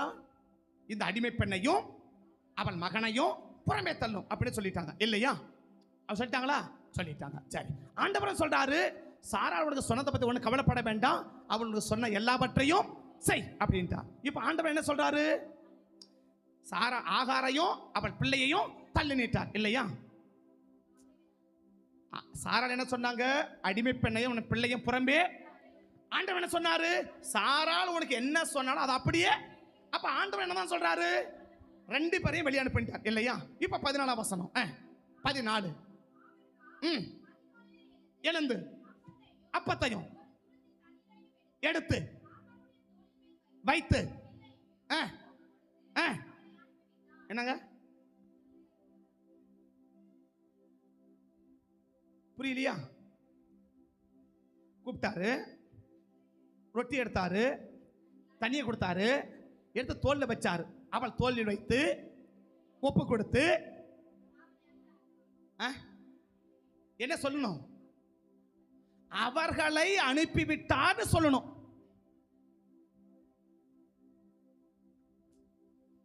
ஒப்பு கொடுத்தாச்சு. பிள்ளைய எழுத்தின்படி அனுப்பினானே ஒளிய உள்ளந்து அனுப்ப முடியல. புரியல? பிள்ளையை ஒப்பு கொடுத்து அவர்களை அனுப்பிவிட்டார் அப்படிதான் சொல்லணும் இல்லையா? ஆனா என்ன சொல்லுது? அடுத்த வார்த்தை, அவள் புறப்பட்டு போய், அவர்கள் புறப்பட்டு போய் இல்ல இல்லையா? அவளை அனுப்பிவிட்டான், அவள் புறப்பட்டு போய். அடுத்த வார்த்தை, திரிந்தார்கள் இல்ல, திரிந்தாள். புரியல? எனக்கு புரியல. என்ன 2 பேர் தான் அனுப்ப சொன்னா, என் அனுப்ப அவ்வளவுதானே. எழுத்து உருவத்தை அனுப்புறேன், என் உள்ளத்துக்குள்ளேருந்து அவன் அனுப்ப முடியாது. தகப்பனை விட்டு ஒரு நாளும் அவன் பிரியல. இன்னைக்கு எழுத்துல பிரியலாங்க. தகப்பனுடைய இருதயத்துல இடம் பிடிச்ச ஒரு நபரா இருந்தியன்னா உன் சத்தம் மேல போயிட்டுங்க. தகப்பனுடைய இருதயத்துல இடம் பிடிக்கணும். நோட்ல இடம் பிடிக்கிறது இல்ல, பேனாவில் இடம் பிடிக்கிறது இல்ல, தகப்பனுடைய இருதயத்தில் இடம் பிடிக்கணும். ஆண்டவரும் சொல்லிட்டாரு, வீட்டுக்காரமும் சொல்லிட்டாங்க, 2 பேர் சொன்னாங்க. சொன்னா அனுப்பின அவ்வளவுதானே, போயிட்டு வா. ஆனா உள்ளந்து அனுப்ப மாட்டேன். ஆபிரகாமுடைய இருதயத்துல இஸ்மவேல் இடம் பிடித்தவன். அதான் சொல்றேன், தகப்பனை விட்டு பிரியாதவன். 1000 பேர் பிரிச்சு பார்த்தாங்க. மனைவி சொல்லி பார்த்தா, ஆண்டவர் சொல்லி, என்னென்னமா சொல்லி பார்த்தாங்க. ஆனா உள்ளத்துக்குள்ள இருந்து ஒரு நாளும் அவனை பிரிக்க முடியல. தகப்பனுடைய இருதயத்துல இடம் பிடிச்சிருக்கிறியா? தகப்பனுடைய இருதயத்துல இடம் பிடிச்சிருக்கிறியா? சபையில் இடம் பிடிக்கலாம், ஃபார்ம்ல இடம் பிடிக்கலாம், இருதயத்துல இடம் பிடிச்சிருக்கியா? நோட்ல இடம் பிடிக்கிறதுக்கும் இருதயத்துல இடம் பிடிக்கிறதுக்கும் நிறைய வித்தியாசம் இருக்கு. எல்லாரும் இருதயத்தை தொட முடியாது, எல்லாரும் இருதயத்தை இடம் பிடிக்க முடியாது இல்லையா? எவ்வளோ காரியம் நடக்குது. நான் சொல்ல, ஈசாக்கு பிறந்தாச்சு, கேத்தோருக்கு பிள்ளைகள் இருக்காச்சு இல்லையா? இத்தனை பேர் இருக்கிறாங்க. ஆனா அவ சொல்றா, அடிமை பண்ணி மகளை புறவே தள்ளு. சரிம்மா, இவன் தள்ளணும், வெளியே அனுப்ப, அவ்வளவுதானே, அனுப்புறேன். உள்ளத்துல இருந்து ஆபரேஷன் பண்ணி வெட்டுவேன், ஓப்பன் சர்ஜரி பண்ணியா விடுதலை வெட்டி எடுப்பேன். ஆண்டவன் சொல்லிட்டாரு, அவ சொன்னபடி செய்ப்பா. சரி ஆண்டவரே, அனுப்புறதா சொல்றீங்க, அனுப்புறேன். ஆனா இருதயத்தை, இஸ்மவேல் யாருங்க? தன் தகப்பனுடைய இருதயத்துல இடம் பிடிச்சவன், தகப்பனை விட்டு பிரியாதவன். தகப்பனுடைய இருதயத்துல இடம் பிடிச்சிருக்கியா? ஒரு உலகத்துல இடம் பிடிக்கலாம், எங்க வேணாலும் இடம் பிடிக்கலாம். தகப்பனுடைய இருதயத்தில் அவ்வளவு சீக்கிரம் இடம் பிடிக்க முடியாதுங்க. உலகத்துல எங்க வேணாலும் இடம் பிடிக்கலாம், ஊர்ல எங்க வேணாலும் இடம் பிடிக்கலாம். ஆனா தகப்பனுடைய இருதயத்துல அவ்வளவு சீக்கிரம் இடம் பிடிக்க முடியாது, அவ்வளவு சீக்கிரம் இடம் பிடிக்க முடியாது. மூணாவது இஸ்மவேல் யாரு? தகப்பனுடைய இருதயத்தில் இடம் பிடித்தவன், இல்லை தகப்பனை விட்டு பிரியாதவன். அதனால அவன் சத்தம் மேல போய் கேட்குது. தேவன் பிள்ளையின் சத்தத்தை கேட்டான். இன்னைக்கு உன் சத்தத்தை, என் சத்தத்தை கர்த்தர் கேட்கணும்னா ஒன்று செய், தகப்பனால் ஏற்றுக்கொள்ளப்படக்கூடிய நபராயிரு. நம்பர் 2, தகப்பனால் நேசிக்கப்படக்கூடிய நபராயிரு. நம்பர் 3, தகப்பனுடைய இருதயத்தில் இடம் பிடிச்ச நபராயிரு. இது 3 யார்கிட்ட இருந்துச்சு? இப்போ ஆண்டவர் கேட்கிறார், இஸ்மவேல் சத்தத்தை கேட்டீங்க, என் சத்தத்தை கேட்கலன்னு சொன்னீங்களேப்பா. இஸ்மவேல் கிட்ட இது 3 இருக்கு. உங்ககிட்ட இஸ்மவேல் கிட்ட தகப்பனால ஏற்றுக்கொள்ளப்பட்டான். உன்னை உன் தகப்பன் ஏற்றுக்கொண்டாரா பிள்ளையா? இஸ்மவேல் தகப்பனால நேசிக்கப்படத்தக்கவன். உன்னை உன் தகப்பன் நேசிக்க முடியுமா? இஸ்மவேல் தகப்பனுடைய இருதயத்துல இடம் பிடிச்சவன். நீ உன் தகப்பனுடைய இருதயத்துல இடம் பிடிச்சிருக்கியா? 3 நிதானிச்சுட்டா நம்ம சத்தம் கேட்குமா கேட்காதன்னு புரிஞ்சிடலாம். கண்களை மூடுவோம், கண்களை மூடுவோம். உயிர் வாழும் நாட்கள் எல்லாம் ஓடி ஓடி உழைத்திடுவேன் ஐயா. உயிர் வாழும் நாட்கள் எல்லாம் ஓடி ஓடி உழைத்திடுவேன். அழைத்தீரே உம் சேவைக்கு, என்னை அழைத்தீரே உம் சேவைக்கு. அதை நான் மறப்பேனோ, அதை நான் மறப்பேனோ. எஜமானனே என் இயேசு ராஜனே, எண்ணமெல்லாம் ஏக்கமெல்லாம் உம் சித்தம் செய்வதுதானே. என் எண்ணமெல்லாம் ஏக்கமெல்லாம் உம் சித்தம் செய்வதுதானே. எஜமானனே எஜமானனே என் இயேசு ராஜனே. இந்த 3 மையப்பட்டு ஜோமன், இந்த 3 கட்டி மையப்பட்டு ஜோமன்.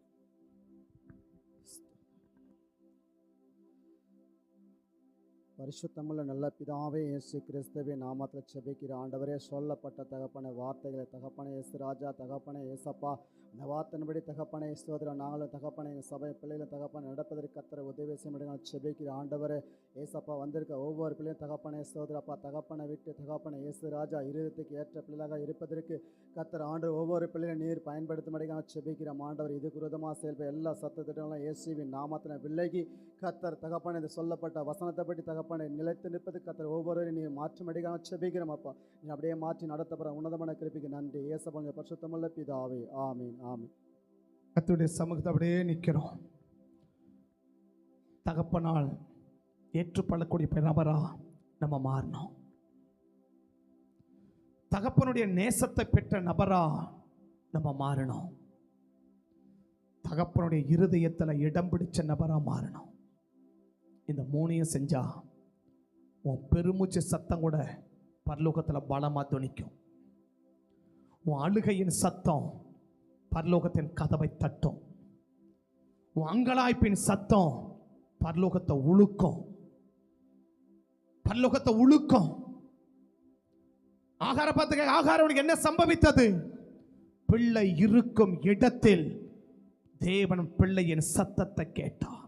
அவன் இருக்கிற இடத்துக்கு பரலோகம் இறங்கி வந்துடுச்சுங்க. அவன் இருக்கிற இடத்துக்கு பரலோகம் இறங்கி வந்துடுச்சு. அவன் பரலோகத்தை நோக்கி ஓடல, பரலோகம் அவன் இருக்கிற இடத்துக்கு இறங்கி வந்துடுச்சு. ஏன்? தகப்பனால் ஏற்றுக்கொள்ளப்பட்ட நபர், தகப்பனால் நேசிக்கப்பட்ட நபர், தகப்பனுடைய இருதயத்தில் இடம் பிடிச்ச நபர். இதை மூணு நமக்குள்ள இருந்தா நம்ம சத்தமும் கேட்கும், நம்ம சத்தத்துக்கு பதில் கிடைக்கும். பரலோக பிதாவே, ஆசீர்வதிக்கப்பட்ட அந்த நல்ல நாளிலும் ஒருவேளை கடந்த நாட்களில் நாங்கள் தகப்பனால் ஏற்றுக்கொள்ளக்கூடிய நிலைமையில் இல்லாமல் இருந்ததுனால தான் எங்கள் சத்தத்தை கேட்கலன்னா இன்னைக்கு நான் அர்ப்பணிக்கிறேன், என்னை ஒப்பு கொடுக்கிறேன். தகப்பனால் ஏற்றுக்கொள்ளக்கூடிய அளவிற்கு எங்கள் வாழ்க்கையை மாற்றி அமைக்க விரும்புகிறேன், திருத்தி அமைக்க விரும்புகிறேன், சரிபடுத்த விரும்புகிறேன். தேவன் எங்கள் சத்தத்தையும் கேளுமென்ற முதல் அர்ப்பணிப்பையும், ரெண்டாவது எங்களை யார் யாரோ நேசிக்கிறாங்க ஆண்டவரே, ஆனால் யார் எங்களை நேசித்தாலும் தகப்பன் நேசிக்கிற பிள்ளையா நாங்கள் வாழங்களை அர்ப்பணிக்கிறோம். தகப்பன் நேசிக்கிற பிள்ளையாய் வாழ நாங்கள் அர்ப்பணிக்கிறோம். எங்கள் உலகத்தில் எத்தனை பேர் நேசித்தாலும் தகப்பன் நேசிக்கிற பிள்ளையா நாங்கள் வாழ விரும்புகிறோம். அதுதான் எங்கள் சத்தத்தை கேட்கணும். நாங்கள் தகப்பனால் நேசிக்கப்படக்கூடிய பிள்ளைகள் நாங்கள் வாழ்ற விரும்புகிறோம். எங்கள் சத்தத்தை கேட்டு ஆஸ்வதிக்கப்பட ரெண்டாவது அர்ப்பணிப்பையும், மூன்றாவது தகப்பனுடைய இருதயத்தில் இடம் பிடிக்கிறோம். யார் யார் இடத்துல இடம் பிடிக்கிறோம்? எங்கெங்கேயோ நாங்கள் இடம் பிடிக்கிறோம், எந்தெந்த இடத்துலையோ நாங்கள் இடம் பிடிக்கிறோம். ஆனால் தகப்பனுடைய இருதயத்திலே இடம் பிடிக்கிற ஒரு நபராய் நாங்கள் வாழ விரும்புகிறோம்ப்பா, எங்களை ஆசீர்வதிங்கன்னு சொல்லி மூணாவது அர்ப்பணம். எல்லாரும் கண்களை மூடி இருக்கணும், யாரும் கணக்கு இருக்கக்கூடாது. இது மூணுக்கு என் அர்ப்பணிக்கிறேன்னு சொல்லுகிறவர்கள் உங்கள் வலது கையை உயர்த்தி காட்டுங்க. உனக்கு நான் ஜெபிக்க விரும்புகிறேன். இந்த மூணுக்கு என்ன அர்ப்பணிக்கிறேன்னு விரும்புகிறவர்கள் கட்டாயம் யாரும் கண்ணை திறக்கக்கூடாது, யாரும் கண்ணை திறக்கக்கூடாது. உன் கையை பரலோகம் பார்க்கட்டும், உன் கையை பரலோகம் இன்னைக்கு பார்க்கட்டும். நல்ல கைகளை உயர்த்தி உன் கையை பரலோகம் இன்னைக்கு பார்க்குது, உன் இருதயத்தை பரலோகம் பார்க்குது. ஆண்டவர் எங்கள் சத்தம் கேட்கணும், எங்கள் சத்தம் கேட்கணும், எங்க சத்தம் கேட்கணும் ஆண்டவரே. எங்க சத்தத்தை கேட்கிற எல்லைக்குள் நாங்க இருக்கணும் ஆண்டவரே. எங்க சத்தத்தை கேட்கிற எல்லைக்குள் நாங்க இருக்கணும் ஆண்டவரே. எங்க சத்தத்தை நீங்க கேட்கணும் ஆண்டவரே. இந்த மூணு காரியத்துக்கும் அர்ப்பணிக்கிறேன்னு சொல்லி கைகளை உயர்த்திருக்கிற ஒவ்வொரு பிள்ளைகளுக்காக நான் ஜெபிக்கிறேன். கரங்களை உயர்த்தப்பட்ட பிள்ளைகளுக்காக நான் ஜெபிக்கிறேன். இவங்க சத்தத்தை கத்த நீங்க கேட்டு, இவங்க சத்தத்தை கத்த கேட்டு, இஸ்மவேலின் சத்தத்தை கேட்டு பதில் கொடுக்கிற தேவன் எங்க பிள்ளைகளுடைய சத்தத்தை கத்தரி கேட்டு இவங்க சத்தத்துக்கு பதில் கொடுத்து இங்க கூடி வந்த அத்தனை பேருடைய பிள்ளைகளும் அத்தனை பேருடைய சத்தங்களும் இயேசுவின் நாமத்தை கேட்கப்படும்படி நாங்கள் ஜெபிக்கிறோம் ஆண்டவர். கேட்கப்படும்படி நாங்கள் ஜெபிக்கிறோம், கேட்கப்படும்படி ஜெபிக்கிறோம். கர்த்தரபடி கேட்டு இவங்க சத்தங்களுக்கு பதில் கொடுத்து ஆஸ்வதிக்க போகிற உன்னதமான கிருபைகளுக்காய் நன்றி சொல்லுகிறோம். இயேசுவின் நாமத்தில் ஜெபிக்கிறோம் நல்ல பிதாவே. ஆமே ஆமே.